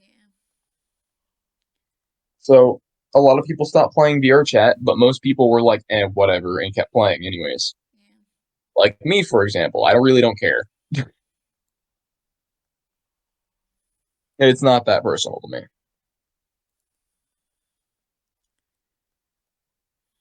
Like it's just VRChat. Yeah. But um it can be a lot of fun if you're with the right crowd and you understand the environment. Yeah. Other times it's just awkward or sad because you can go into places where people are just having fun and hanging out and going to places and you make friends. And then you never see that person again. Well, you can make friends on VRChat. Yeah. Like there's a VRChat account that you can make that can ensure that you can always see those people again if you ever go on. Yeah. But sometimes you're right, you never do see that person again. Unless you happen to like friend them on Discord, but something that's a pretty common case is that that doesn't happen. Yeah. You meet someone on VRChat and it's a place that's away from everything. And it's like, wow, I made a really great friend here. I hope I see this really cool person that I had a great time with sometime, and then you never see them again. And you're like, wow, that guy was really cool. Yeah. And it hits. Yeah. And other times it hits in completely different ways, where you will go on VR chat and everybody will be off doing their own thing. You don't really find anybody to click with or connect to. There's no place where that's really happening. Because there are so many worlds and the worlds are constantly changing and updating that sometimes those spaces that you randomly had that one instance with isn't there anymore, or it's just not the same. For example, I met the voice actor for Alistair in VR chat. That's actually really cool. And I met him in a drinking game. Why am I not surprised? It was a bunch of guys who just got off work, who sat down at a table and did a spin the bottle for drinking. Again, why am I not surprised? It was a spin the bottle truth or dare. And he was the only other person at the table who wasn't drinking beer. He was drinking vodka, just like me. And it was a great night. I can imagine. But once again, with those crazy weird instances in life that can only ever happen on VR chat, it's like they're special, rare instances. And so many times you're constantly grasping to reach an instance like that again. Unless you know the community. Yeah. And the moment you understand how the community works, that's not a problem anymore. Yeah. And it's really funny, but it takes time to understand how the community works. And once you understand how like the space of it works, you will never end up going to a world that no one's in ever again. You will always find people who vibe. But it's a lot of fun. It is so much fun. But you can't spend too much time on there. Obviously, because then you just get absorbed into just the... That world will eat you alive. Yeah. I had to learn that the hard way. But it's a pretty fun place to go sometimes. It's why I go there occasionally. And usually when I go, it's more or less because I'm checking up on the friends that I have there than actually me wanting to be there. And if they're there, then I'll stay for a bit. But it's one of those things, you know? Yeah. It's an otherworldly, it's almost like an otherworldly experience that you have to experience at least once. It's not for everyone. Yeah.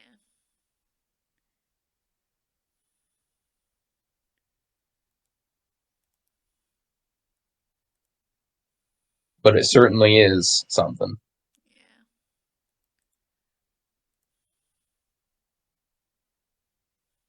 I would not advise you go in alone, though.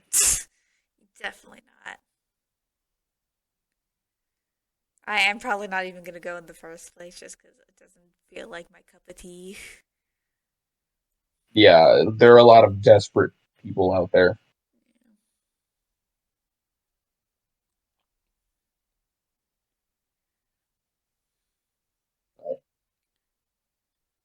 That's how it works. Yeah.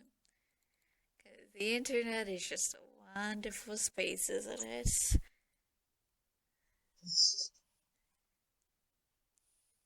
Kind of. Kind of.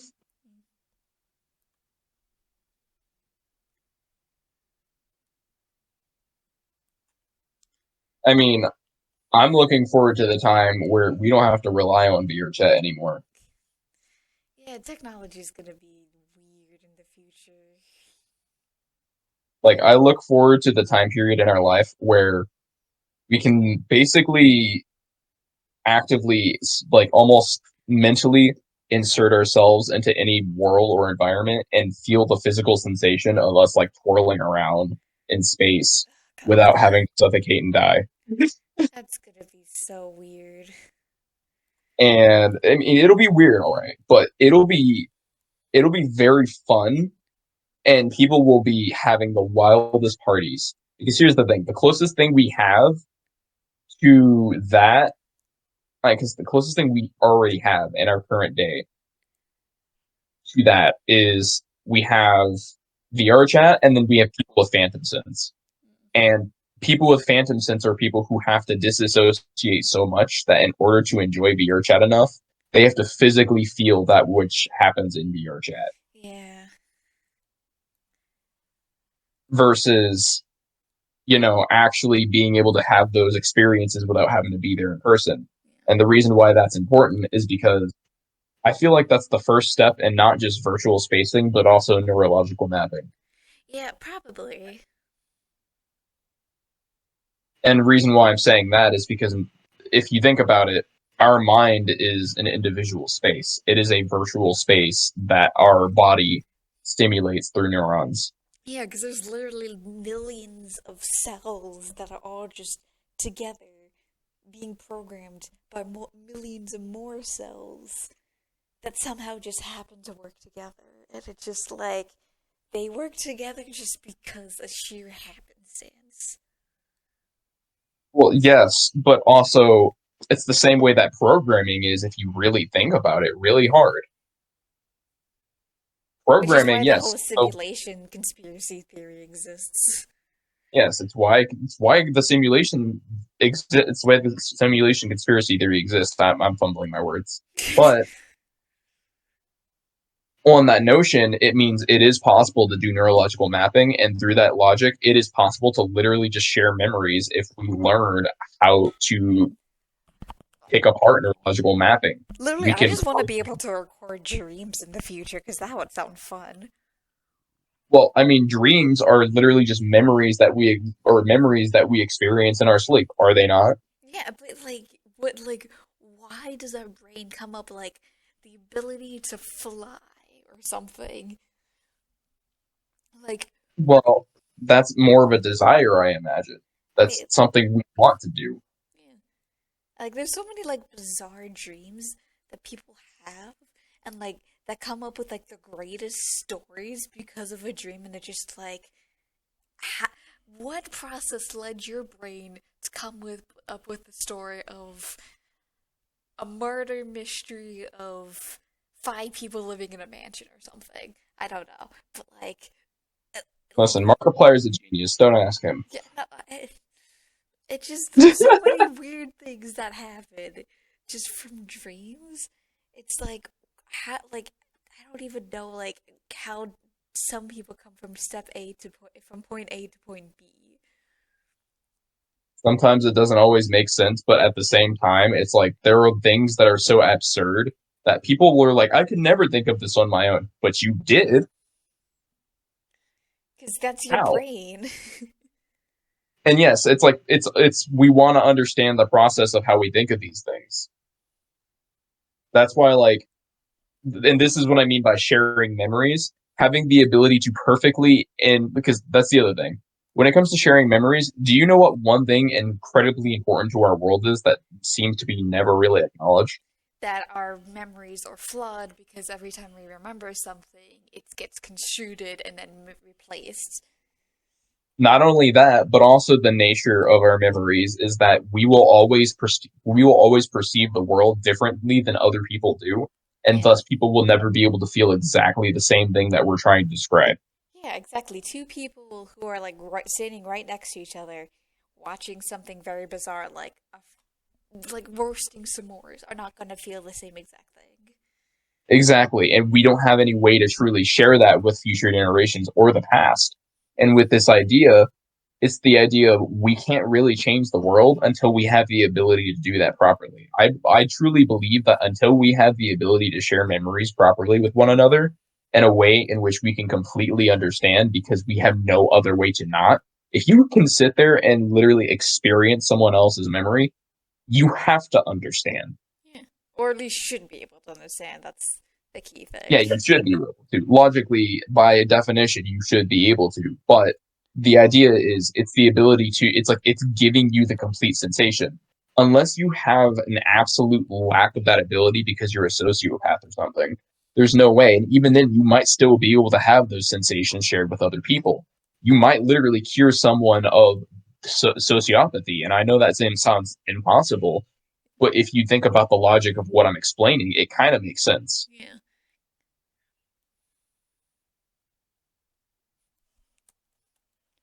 It's such an in-depth and detailed thing that it's absurd that we don't put more time into it, but that's also why I'm trying to build what I'm building. What I'm building isn't just a passion project. What I'm building is also centered around that. I want to build something that gives me the influence and ability, have the money to fund these kind of projects. Yeah. Not only to change the future, but hopefully, if I can't do it, maybe I can inspire the next person to do it. Heck, I mean, on my channel, I have 67 people who are subscribed to me, so maybe you're inspiring one of them to start out that project right now. Maybe. I don't know. Yeah, that's a I would hope bizarre so. thing. Like, I have people from all over the world. Like, I have a person who's watching from Australia. I have a person who's, I think, watching from, I think someone from from like Asia, somewhere in Asia, I think. So it's like they're just watching just because they're interested in my content. I'm just like, wow, you guys like my content? I'm surprised. I mean, that's just how it is, and that's like I said, it's one of those situations where it's like, yeah, no, like realistically, to be able to do these things, I feel like people underestimate just how important it is to content creators and people as a whole. We're people before we are content creators. That is something that will always be a fact.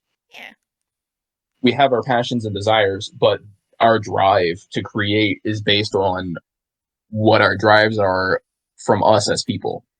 We have things in our lives that push us to want to create these things for different reasons, whether we have the passion of doing it by itself or we have a passion that is centered around what we create.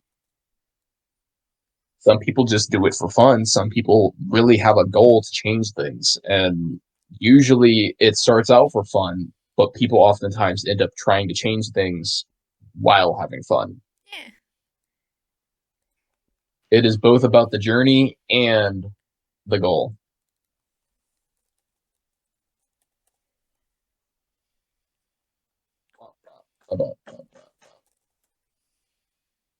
But I mean, we're over here talking about such larger than life things. I feel like I keep bringing it to that. I don't mean to, but No, you're good. It's fun. whenever I talk, I always end up forcing people to use their head. Sometimes you just gotta do that. Yeah, that's true. Mm-hmm. And all of this stemmed from my conversation from VR chat. Sometimes it do be like that. I talk about anything, I become passionate and I go on a tangent. Yeah. I mean, that's what's But fun. That's what's so fun about doing stuff with other people on this kind of thing, though. Because, like, you never know where the conversation's gonna go. that's true. It Or, was just like why I want to do it more with people. Because sometimes where I'm just like, I want to be able to just sit and vibe and do my own thing for a bit. Like, I want to be able to do with more, but like, sometimes like I don't have the time to just sit down and schedule things. which means whenever you do get the time to actually do something, it helps to have like another voice or to have something for that little extra output. Yeah, which is I like mean, I get it.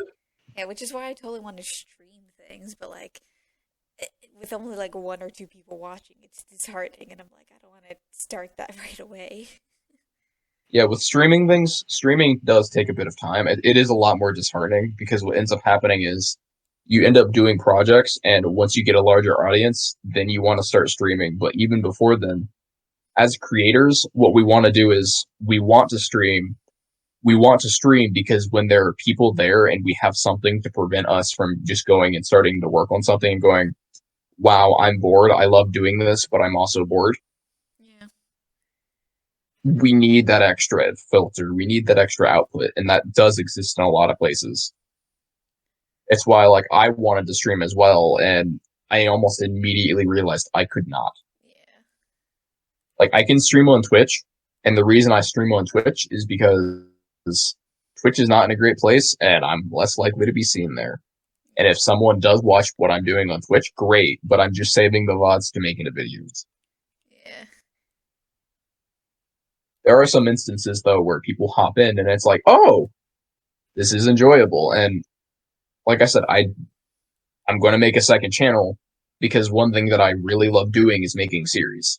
Yeah. I love making series. That's primarily the main use of my channel. I only occasionally do art stuff because I'm like, hey, this is a hobby of mine. Maybe you guys get inspired by random art stuff that I've done. And it is somewhat the same for me too, but I also am like, I am actively constantly trying to work on art, and you see it gets to the point to where I have things I should be doing, or I have other things to do, and I end up not doing it because I am constantly working. Yeah. So I want to implement and make use of the time that I have while also attempting to research and push myself further in other places of life. For example, when I don't have anything going on and I'm not going to explain what my job is, you know what the other job is Yes. because it involves traveling, but I'm not going to explain it because Personal I'm life, usually not even, yeah, security. personal stuff, security, and I'm not even usually allowed to go to bars and drink by myself because I'm a sloppy drunk, and people are known to take very good advantage of that. So, and I'm somebody who has a face people would love to take advantage of. I have the baby cheeks. Um, I've always had baby cheeks. I don't know why. Oh, shut. Sorry, no, I was drinking some water and I choked on my water. I just had an image in my head of someone just poking my cheek and going and Don't just make me whispering in my laugh when ear. I'm drinking water. Because They immediately when poke- you said, I imagined someone poking my cheeks, I imagined myself doing that because I feel like I did that back years ago. You've done it before, Yeah. but in this context, I imagine someone poking me in the cheek and then whispering in my cheek in public, "Baby cheeks." I yeah, I can imagine I don't know why. I imagine myself doing that primarily. It would make me break into a sweat and I wouldn't know what to do. And I'm like, no, I don't have baby cheeks. You can't tell me that. No, you kind of do. I do though. I've always had baby cheeks. It's weird. That's the only place that retains their weight. Always have baby cheeks, and it's just always that way.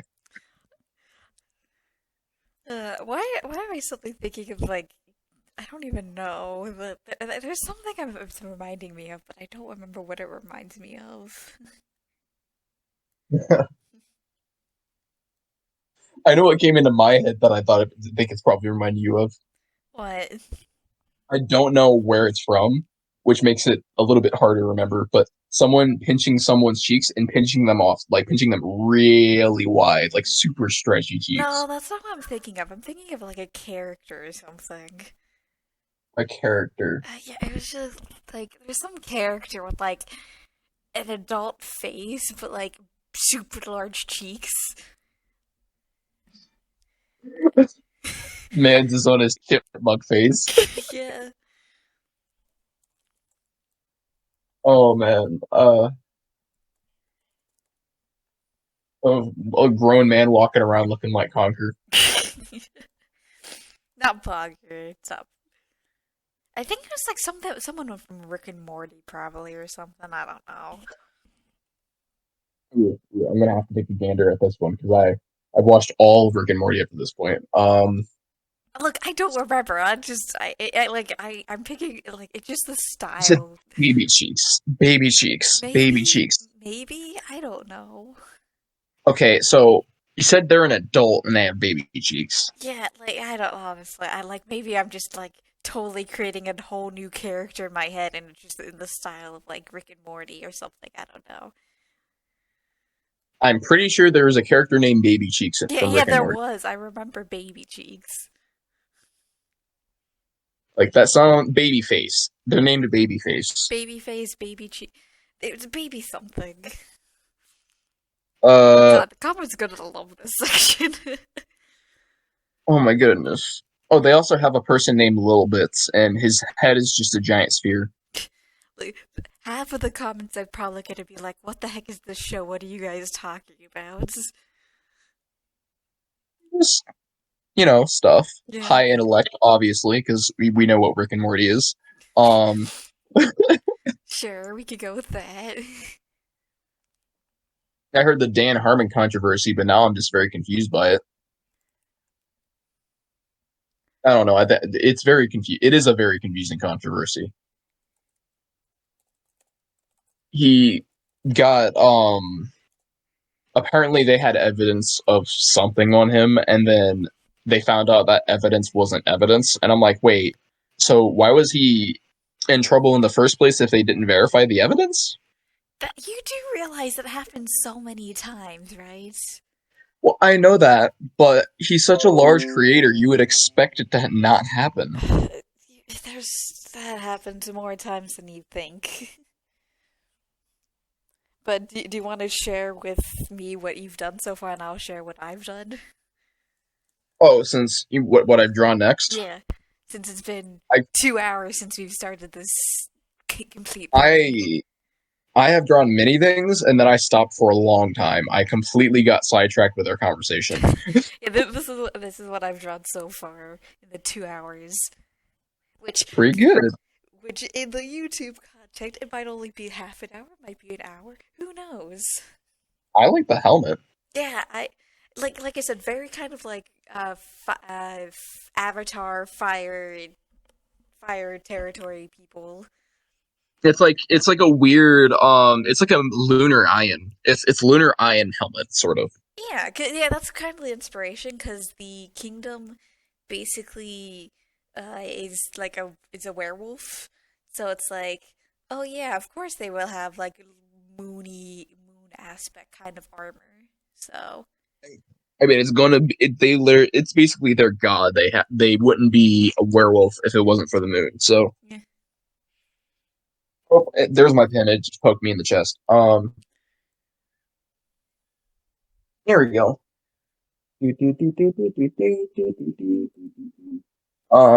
I have been dealing with 80s itis why 80s itis? because I oftentimes am very 80s like. Sure, totally, sure. Is that not accurate, or am I too hip for that? I I don't know. I Or is don't it know. 90? I, I feel more 90s than 80s because you're not really like the stereotype of the 80s is disco, and I don't see you as very disco-y. Oh no, no, you're right. Not disco. I'm not gonna take that one. At least in where we're from, disco was like a major thing. So Yeah, definitely not disco. No. Though, granted, I've also been listening to a lot of German Eurobeat, and it's a bunch of music I grew up with that I didn't realize was German Eurobeat. And it's like really, really, I don't know whether I should be happy or if I should just be very concerned. sometimes it can be both. Yeah, it's true. But it's like, I didn't realize Dream, or actually, no, what is it called? It's some song. I don't remember who it was made by. I don't remember any of that. It's just there's a lot of music in the sphere that I listen to, and that I recognize a lot of older people listen to. Like, I think the oldest server that I have on Discord is a group of a bunch of people who are just older than me listening to old music. Yeah, I think one of the older servers that we were originally on was when I first joined Discord, but then I deleted because of all the controversy that happened with it, which was 6 years ago, actually. I do remember the controversy. It was just never turns out well, does it? No, it does not. It's kind of unfortunate, isn't it? Yeah, I'd say so. My screen is bugging out. I don't know what's going on. Oh yeah, it's unfortunate. All right. I mean, I'm happy I at least got to have a good D&D session since. Yeah.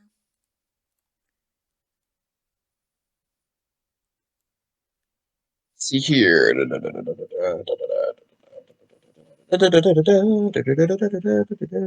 I have a lot of games on Steam Deck, looking back on it. And there are some games that technically do have FPS parts to them, but they go so far beyond just being an FPS game, I play them. Are you sure that's not the reason why you get so many FPS in your Steam queue? I maybe Because that sounds like the reason why you might get so many FPS. I mean I can tell you what the game's names are, and it's I only like probably won't really recognize them. I'm gonna be straight up. maybe. I Maybe. have Ultra. I have a game called Ultra Kill. Oh, I know that one. Yeah. Um, Ultra Kill, a lot of fun. Only game that's ever made me scream in the middle of playing it out of me enjoying it that much. Besides Undertale. Well, I've never screamed while playing Undertale. Mm. I Not even think out of did I? frustration. Okay, well, out of frustration is a different story. I was about to say. But I've never enjoyed a game so much I screamed. I might have squealed, but I've never screamed. Sorry, just picturing you squealing just seems so ridiculous. Because it's like, when you said that, I just imagined you in like a school, it's like the stereotypical schoolgirl uniform, like being all sheepy and just doing that stereotypical squeal, and like it's so not like you, and it's just hilarious. You should have seen me when Deltarune first came out. Oh my goodness, the noise I made. Oh my god, that would have been hilarious. It was worse because I'm pretty sure I was in Giant when that happened. I was in a grocery store. I was in my own like I was literally in a grocery store and I was sitting in the coffee area and I pulled it out. I pulled out my laptop and I played it for the first time and I literally squealed. I was so excited. I I'm was not so happy. surprised. I reached critical bliss. uh, I'm sure there's some funny moment. That just reminds me of the funny moment of just the one thing that we did ages ago. Was it something that also made me squeal out of bliss? Like, did I play another? Yes. I'm trying to think because Yes, I've played a technically. few things that made me so excitable that I've like Well, just this is more of just like a unique moment bliss kind of thing that's well, personal moments. I've had a few. I haven't had that because like This I was have like had maybe moments. 6 or 7 years ago, probably. Okay, I can pin it then because I haven't had that many moments of hey, stop chewing on my finger. Oh, it's Hades having fun. I put my hand on the laptop screen and he's stuck. He's trying to pull my hand over to him. What are you doing? Why do you want my hand? He doesn't even want me to pet it. He's just trying to chew on it. He's trying to paw it. Oh, he wants to play. That's what's happening. Yep, he wants to play. He's chewing on my hand. Um, completely forgot what I was talking. Oh, I haven't had that many moments of bliss since, to be completely honest. Um, I've had an I've had an occasional gameplay experience or personal It wasn't a experience that's gameplay experience. It blown. was literally just the two of us talking. Oh well, experiences like that are even more rare for that. Like, I think the last experience that I've had from like personal, just personal, was me reconnecting with friends, like a lot of friends that I lost contact with, and that like completely elated me.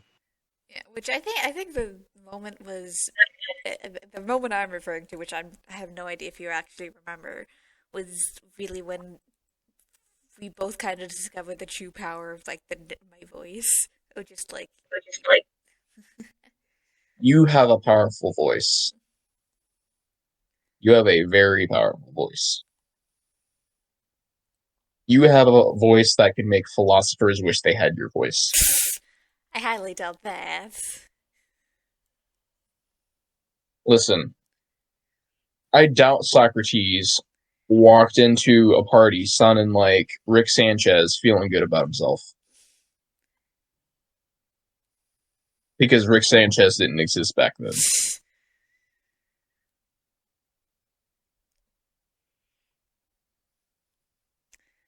But do you have any idea what moment I'm talking about, though? I have near perfect memory. I know exactly what you're talking about. Do you though? I remember with incredible clarity. What was the one thing? If you remember so perfectly, then what was a generic thing that we were talking about then?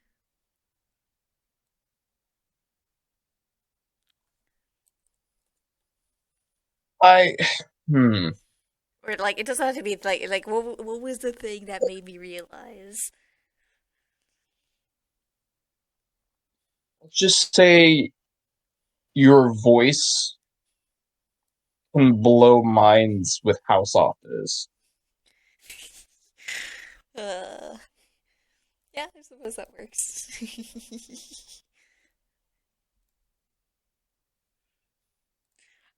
I just saw what you said to me though. I mean, you could totally DM it to me and I could confirm or deny it. The audience will never know. This is true. Has it really been 8 years? Yes, it has been 8 years.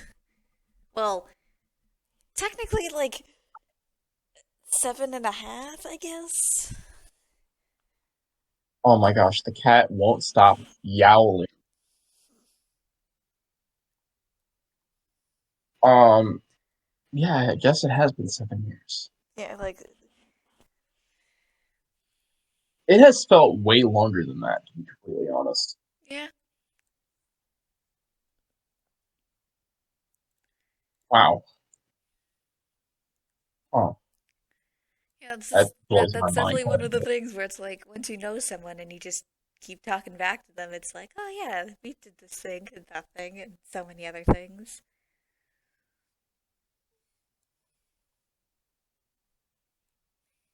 That's why it's like when I know I should have just been like done some things where I probably should have done, but like, it happens.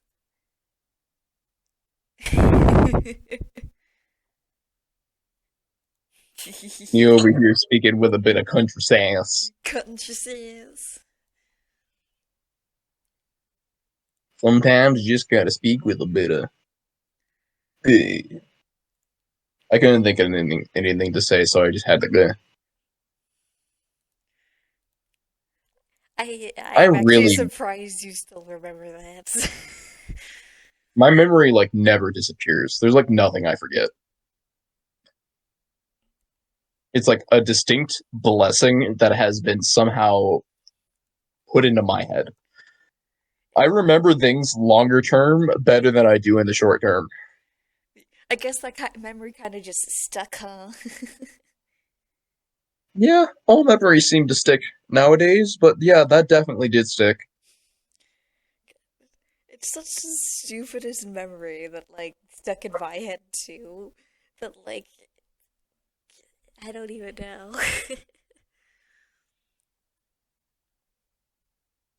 And the audience is What gonna goes be around? and the audience is gonna be confused. Audience is just like, now what do you mean by that? Like they're gonna be confused of like what the heck we're talking about. But hey, that's the advantage of knowing for someone for so long. Yeah. The advantage of knowing someone for so long is that there's like a genuine collection of, oh, well, now they know what Warframe build I'm trying to build. That's great. Um, I accidentally put my overframe build on the screen. Well, the thing is, if you're specifically recording a window, they won't Yes. be able to see it Oh, because okay, it cool. only records the window. So right now, Okay, gotcha. that's why I said you could DM me the information, and I knew that people wouldn't be able to see it. Oh, I only had a select area Uh, on my other screen.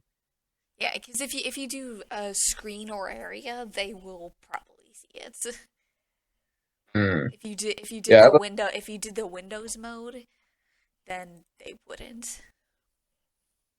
gotcha. I have a select area with the other screen. The reason why that is because I was drawing on that little area.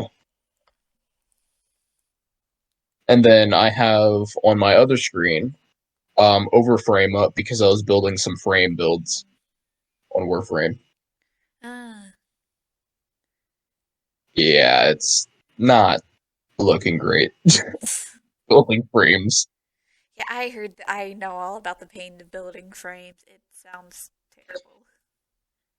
Yeah, I have a lot of primes, but you find having primes doesn't help if you don't have any mods for the primes. Yeah. I see you, cat. I have a flashlight. He's just looking around the room like a little goof. Come here. Come here, Hades. Come on. I bet you could make an entire channel just dedicated about Hades. I probably could, considering everything he does. He does a lot of stuff. But like, keep in mind, there's so many successful people just about animal videos and stuff. Oh, that's true.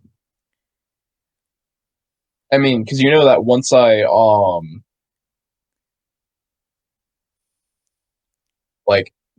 genuinely, because one thing that I have an intention of doing in the future is like not just getting a house, but building a house.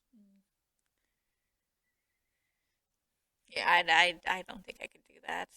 I've been struggling with getting a second thing that will be a second job just to be able to help support me for when like, just so until until this channel is actually able to support me, like so. Yeah, it's a process, and I completely understand that. But I also understand that the process is that we're young, which means we have opportunity to get there. Yeah. Just feels kind of rough because I'm like I don't know exactly what I'm going for, if that makes any sense. No, I know what you mean. Like I said, the process of finding your way there is difficult, but just going for it. Yeah. That is part of the process. Like just doing it. That's how you start. You start by doing it, and then you get traction. You get traction. You learn. You learn. You suddenly are able to carry. Once you're able to carry, you can push for bigger things. You push for bigger things, and you find yourself in places way higher than you expect. So it's just like how far, it is a process, and I completely get that. And it's even more difficult because it's a process that's entirely centered around like Experience. experience. It's centered around livelihood. Yeah. It's centered around a lot of things that like YouTube was never originally intended for. Mm. Like this was never when it first happened intended to be a job. And yet here it But is. here it is, full scale capable of being a job with a lot of people retiring early. And as it goes with how the world is being, that might not be entirely a bad thing, because what it happens is the world started to have the issue that a lot of things were becoming automated. Yeah. If the whole world becomes automated, the only thing we can do is, one, hopefully make a better education system, because that's what needs to happen first. What in the heck? What is Hades doing? Because I'm assuming it's Hades. He's trying to eat my foot.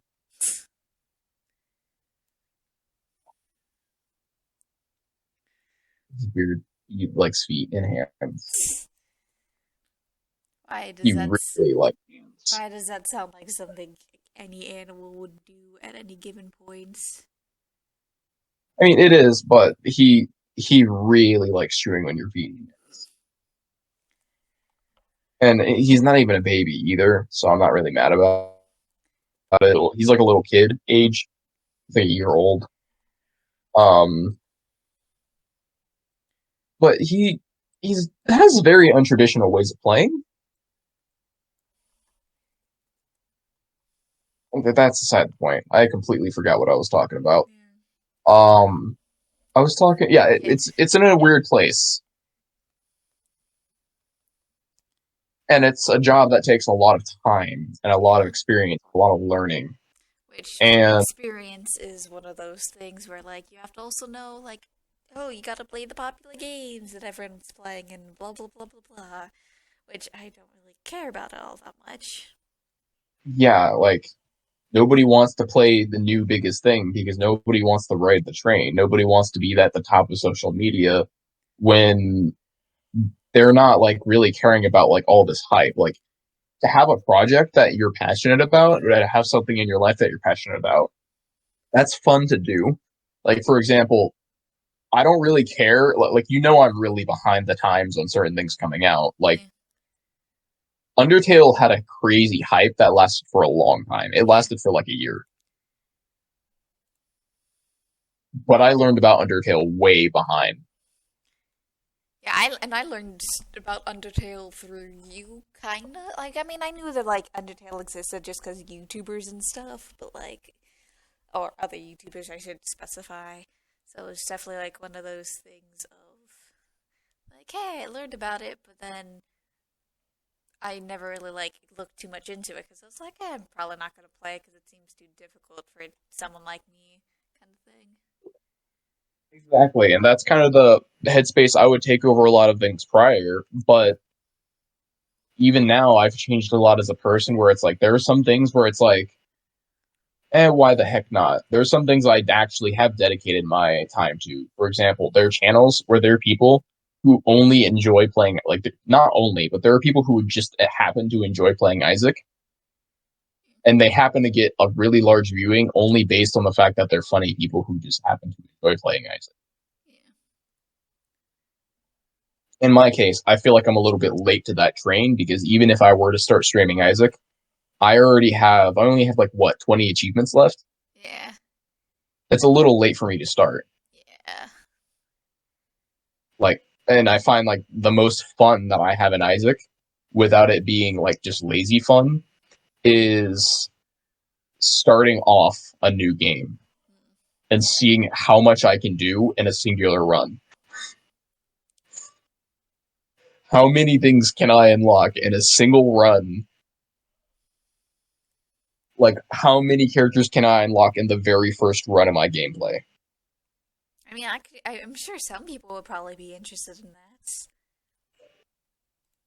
I mean, I'm completely aware that they would be because other Isaac players do it too, and they make bank off of their videos and stuff like that. Like it's 100% like a category thing. Like Isaac's such an old game, but it has new stuff in it, and it's got such a wide scale viewing due to the fact that the themes the themes they have continue even on today. I like Can't you Isaac say not you like just. knew the creators of that or something, or is that? Hmm? Didn't you say at some point that like you knew the people who made Isaac or like made the soundtrack for Isaac or something? I knew the person who made the soundtrack for Anti-Birth. Anti-birth. That's what it was about. And the same person who made Anti-Birth helped to make the music for Repentance because they were the person who originally made Anti-Birth, which was essentially what was implemented in the final chapter. Yeah, is this actually true or is it just funny meme? Haha. No, that is true. I got around in the Isaac community. So, this is what I mean by other people did things I didn't do, but I didn't exactly have the freedom to do those things. I didn't have the freedom to play Isaac the way I wanted to. Whenever I played Isaac, I played it on a tiny screen because I wasn't allowed to play Isaac. And I got really good at the game. I got so good at the game that when I unlocked Samson for the first time, I wasn't even trying to unlock Samson. And you have to unlock Samson by beating 2 floors without taking any damage. And those 2 floors for me at that time happened to be the womb because that was the only floor that I had unlocked at that given time. That was at that difficulty.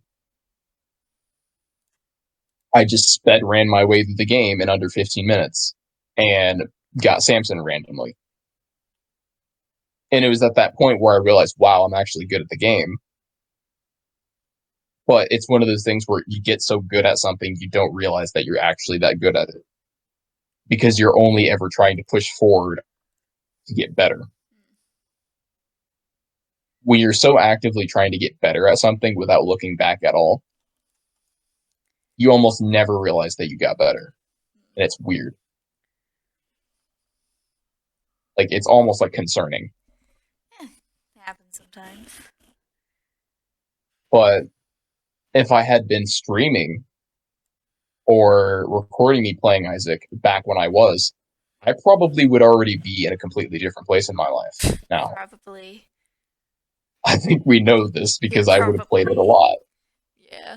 I have 955 hours in Isaac. And that's with me not really playing that much nowadays. So if I had just kept playing, I might be in a completely different place.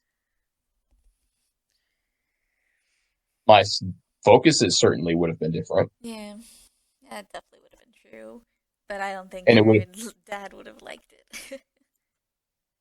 you might not have, but you know what? He doesn't like much anyways, so. All a matter of perspective. I just like what I call my arm, like my arm pieces, just like arm dash or.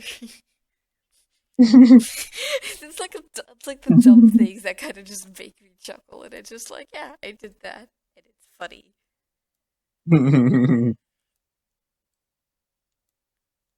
But yeah, all in all, like you can look back, but it's important not to look back too early, I'd say. Yeah. Like you can look back a little bit.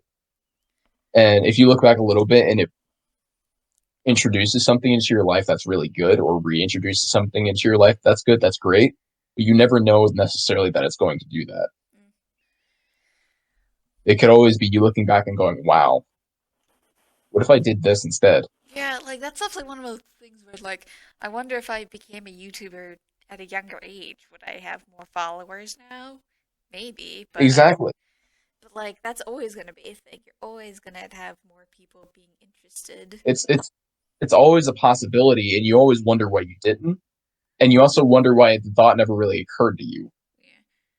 But the thing is that at that time, the thought never would have occurred to us because at that given time, that thought wasn't occurring to people around our age. I mean, like to be fair, I was occurring at my head, but like there was the level of do I want to put myself out there?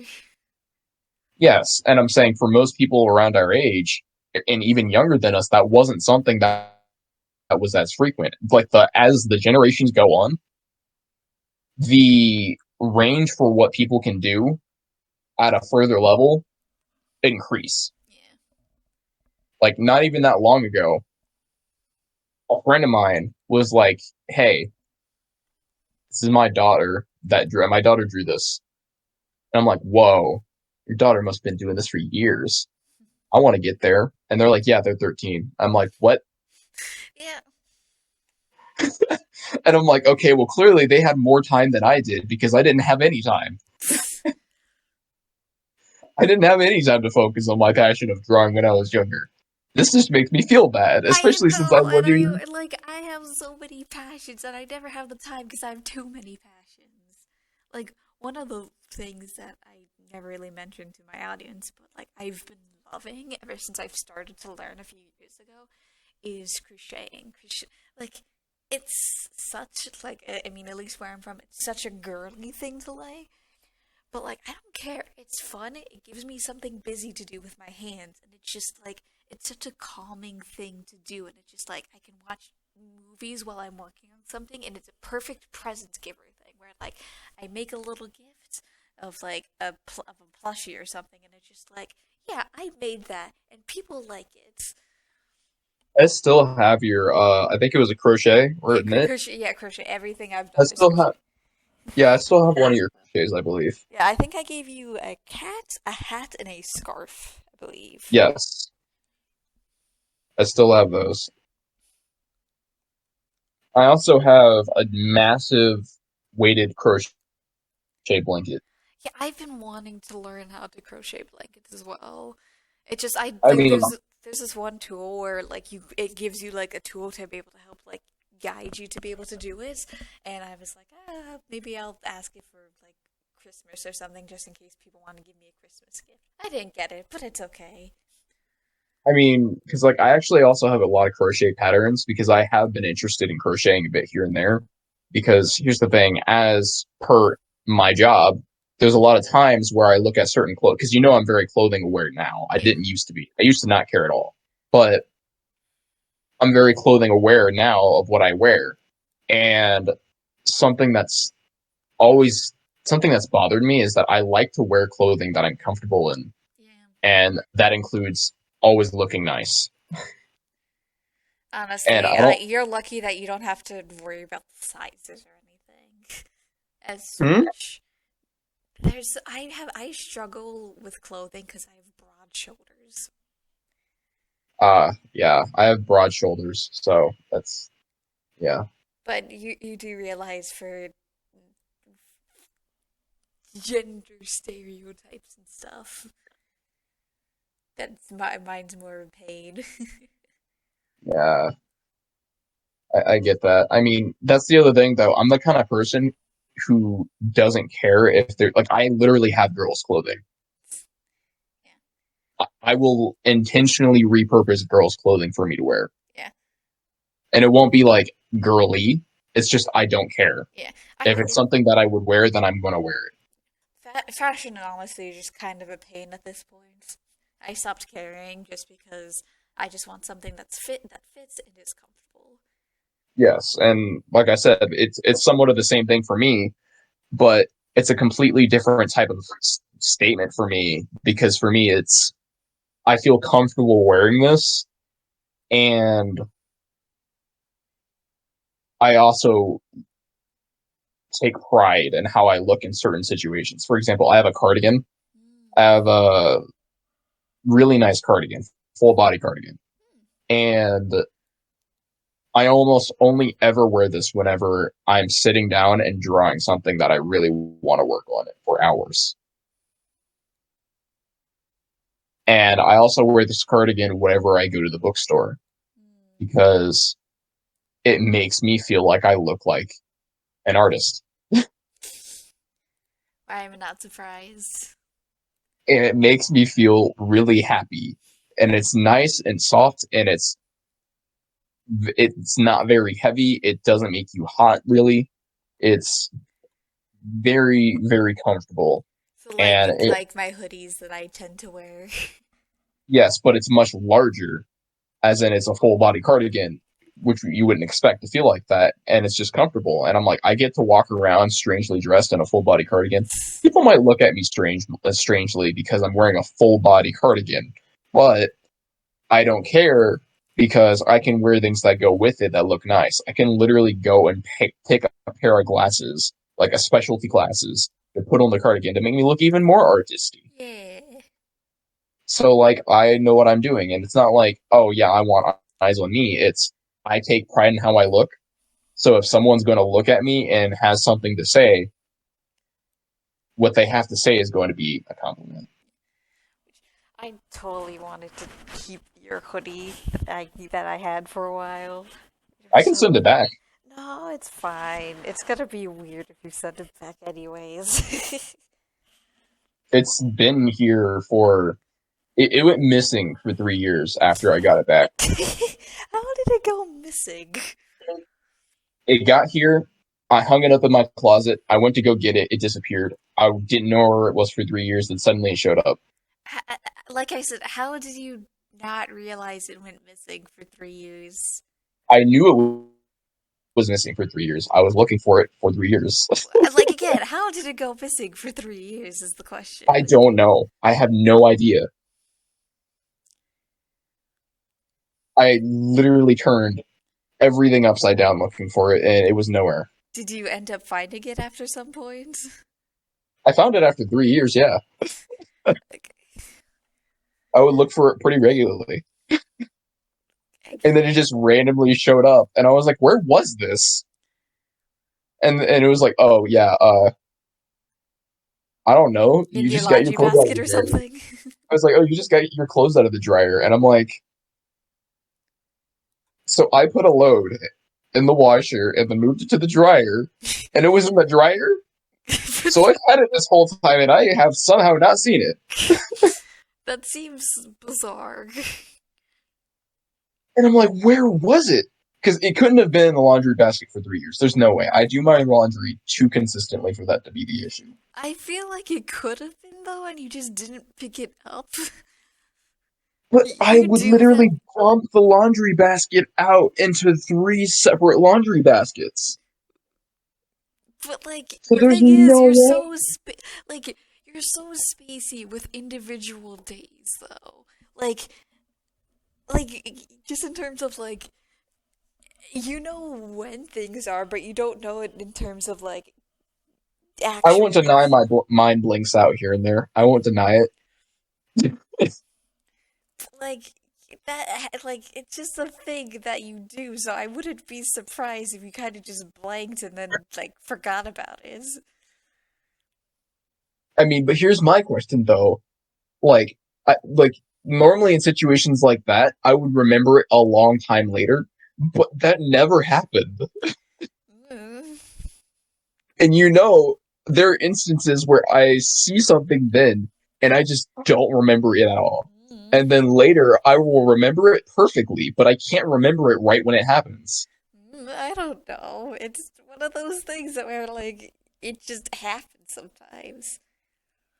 No, I blacked out. I don't know what happened. A year later, remember that? But like, yeah, I don't know. It's just weird. It's evaded me for a whole 3 years, and now it's just here in like literally perfect condition. Do you even still wear it?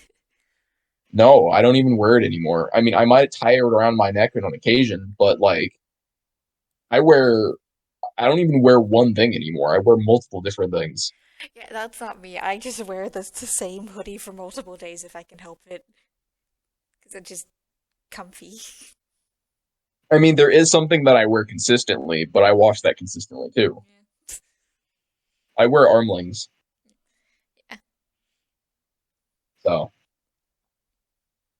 but like I said, I wash those consistently too. Yeah. I try and wash the hoodies that I wear consistently. Maybe not every single day, but I try and wash it. I try to wash it at least once a week, or at least And I every mean, other like, week. and on an occasion, I mean, I will wear hoodies. Like I said, it all really depends on what's happening at that given time. Like that's the kind of hoodie that I would wear if I wanted to go for a run. Ooh, You know, yeah, I get that. because I'm not going for a run in a cardigan. Like I'm not being caught dead or alive with that. That's just not happening. So, but like it is what it is. Yeah. Do you remember the jacket that you got to see? Which Like one? Actually, you might not have seen it. I Hold guess, on. like I said, which would It was like an overcoat. probably not. Okay, you haven't seen it. Hold on. I need a. I don't have a picture of this in my. I don't think I have a picture of this in my gallery. I gotta check. Um, I do have a picture of it somewhere. I'm gonna send it to you later, but it's it's from my Kansas trip. Mm, It I was wearing like an overcoat, and it was a really nice overcoat. And I don't remember, like, I don't remember at all if I showed anybody individually the pictures of me with the overcoat, specifically because I remember, at the time, family were the only people who got to see. yeah. I mean, you just So, send like a picture or two occasionally, but not many. like I said, I don't remember if you saw me in that overcoat because I don't have many pictures of me in it. I usually only wore it in like really cold weather. Yeah, I don't. If you got it after a certain point, I probably wouldn't have seen it. Yeah, that's true. Remember when I had blonde? Yeah, I had a little blonde in there. yeah, yeah. That's definitely something that's is new-ish. Yeah, I mean, I'm not blonde anymore, but I when I was blonde, I acted blonde. Your hair has been going through so many different changes and stuff. It's just been wild. Yeah, I just keep it pretty now. That's all.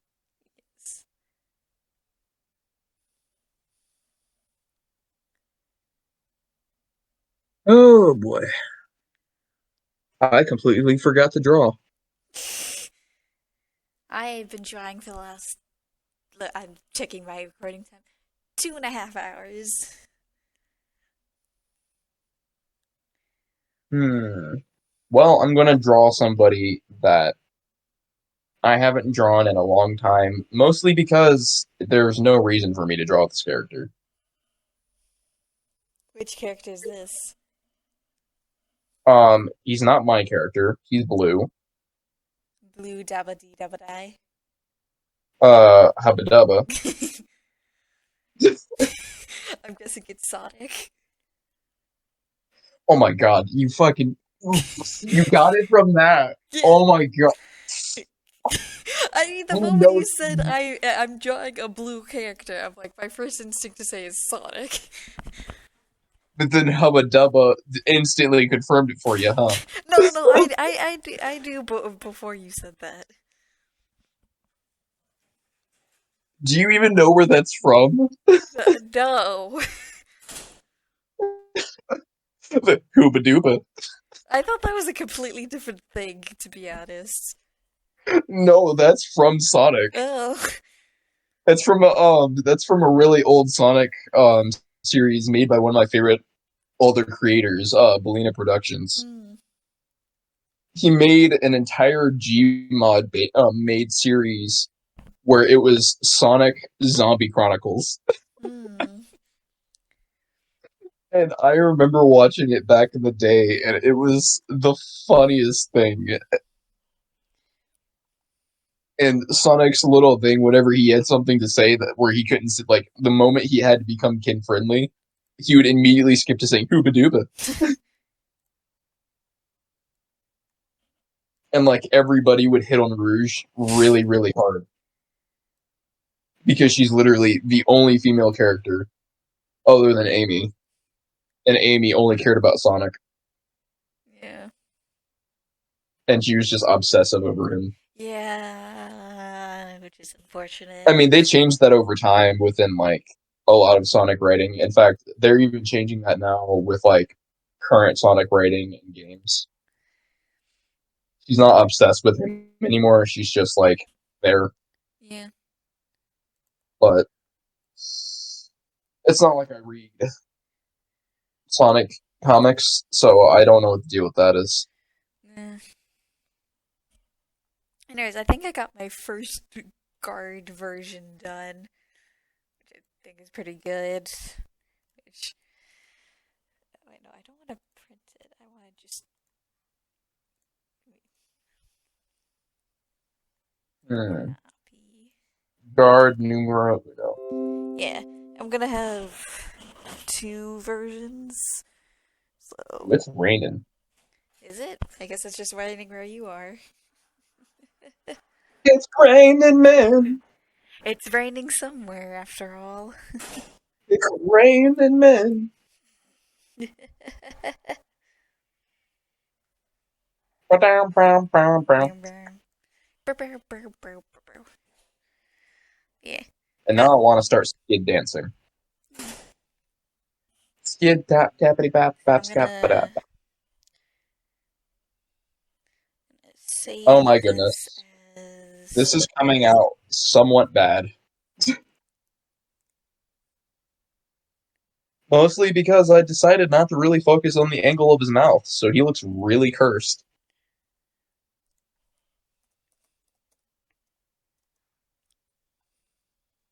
It's raining men. But yeah, no, like The PNG. I would Not the heavily JPEG. advise looking into whatchamacallits, Clip Studio. It gives you a lot of options. It gives you all the options. And there's only one more thing I gotta do.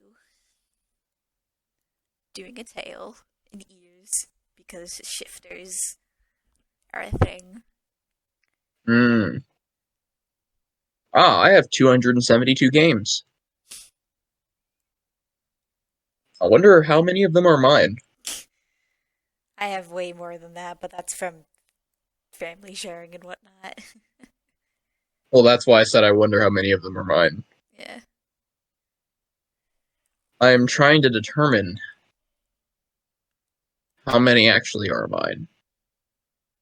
139 games that are mine, and then I have 19 games in my favorites. Mm. Okay, so that answers my question. I have 139 games, except my favorites, 19.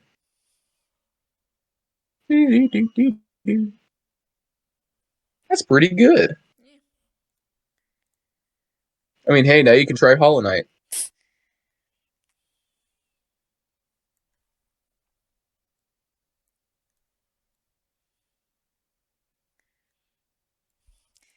I I. can't believe that I used to play Doki Doki Literature Club all the How time. do you play that more than once is the question. Well, because I was a showsman and I like to play it in front of people, Mm. which meant I probably should have been like making videos way sooner. Yeah. There's a lot of points where like we should have been doing it, but like yeah, we didn't really want to because public It's putting eye. yourself out there a little. Yeah, it's there's a lot of publicity issues, Yeah. but as you get older, you come to find yourself to be more comfortable with certain parts of yourself, and then you're like, okay, maybe. But at that given time, everything feels so much larger. Yeah. It feels like you'll do something, someone will see your face, and then people will dox you, and then suddenly, like, everyone's after you. Yeah. Which is kind of Even unfortunate. which, even if you don't do anything, you can still feel like that's going to happen. So, but nowadays it's a little different. Yeah. I mean, it's not really that different, but like you don't care as much, I guess. Yeah, it's not that different, but you understand that the impact isn't exactly what you think it is. Yeah. Someone's not going to just dox you for no reason if you really haven't gotten to yourself to be to a certain place, or if they don't feel like they really have a reason. It Yeah. still might happen, but it's not a lot less likely to happen. Yeah. And there's a lot more security things that you can do to prevent it from happening in the first place.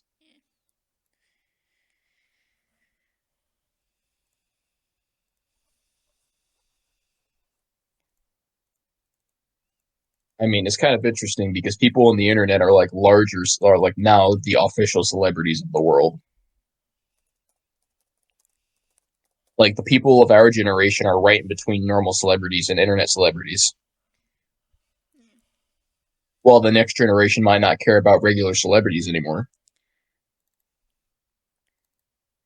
It might just be that in the next generation, Yeah. you have to be an internet celebrity to be a real world celebrity. Anyways, do you want to call this here? Oh, I can call here. Yeah, it's been a little over 2.5 hours, so I think it's probably good just to stop it here. That way we can probably divide it up in 3 to 5 episodes, depending on what you're feeling.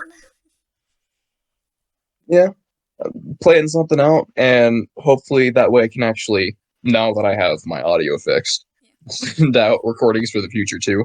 yeah, exactly. And I got one image done. Ooh, nice. So if we do this again, I can totally just keep doing this every single either time frame and just constantly get characters done probably.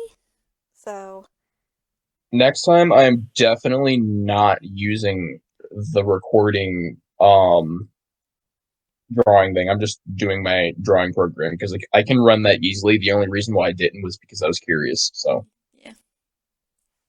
but I did come up with a very interesting something at the beginning. Yeah.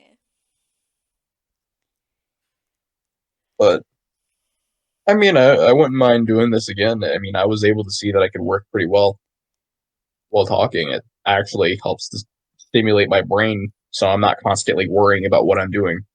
Yeah, which I'm gonna maybe I probably won't put this up on my DeviantArt just because it is gonna be used for my video game. So That's true. This is a very long video. yeah, the part of the reason this is going to be divided up into 3 parts, at least for me, probably. So people get to enjoy probably 45 minutes to an hour worth of contents and parsed out things. I mean, I'm definitely probably going to put this video up anyways. It's just, Hopefully, my I voice may, got picked up because I know it can definitely be a bit funky. well, I mean, I'll make sure that it is picked up. Like, Yeah, I'm actually going to watch it yeah. I to will make sure, probably have to watch it on things my fall end through. too. Next time, I'll make sure that my headset's charged so I can ensure that my voice is there the No, entire time for me. your voice is definitely coming through on my ends. It just I'm concerned for my voice not potentially coming through. Gotcha. Yeah. I mean, the reason I say that is because I kept accidentally leaning away from the mic at the beginning. There's only like 1 or 2 moments that you really backed away. Gotcha. Anyways, to close off on my video, I hope you guys have a good, lovely day, night, week, month of your lives, and may the stars forever guide your path wherever it might lead you. Bye bye, folks, on my end.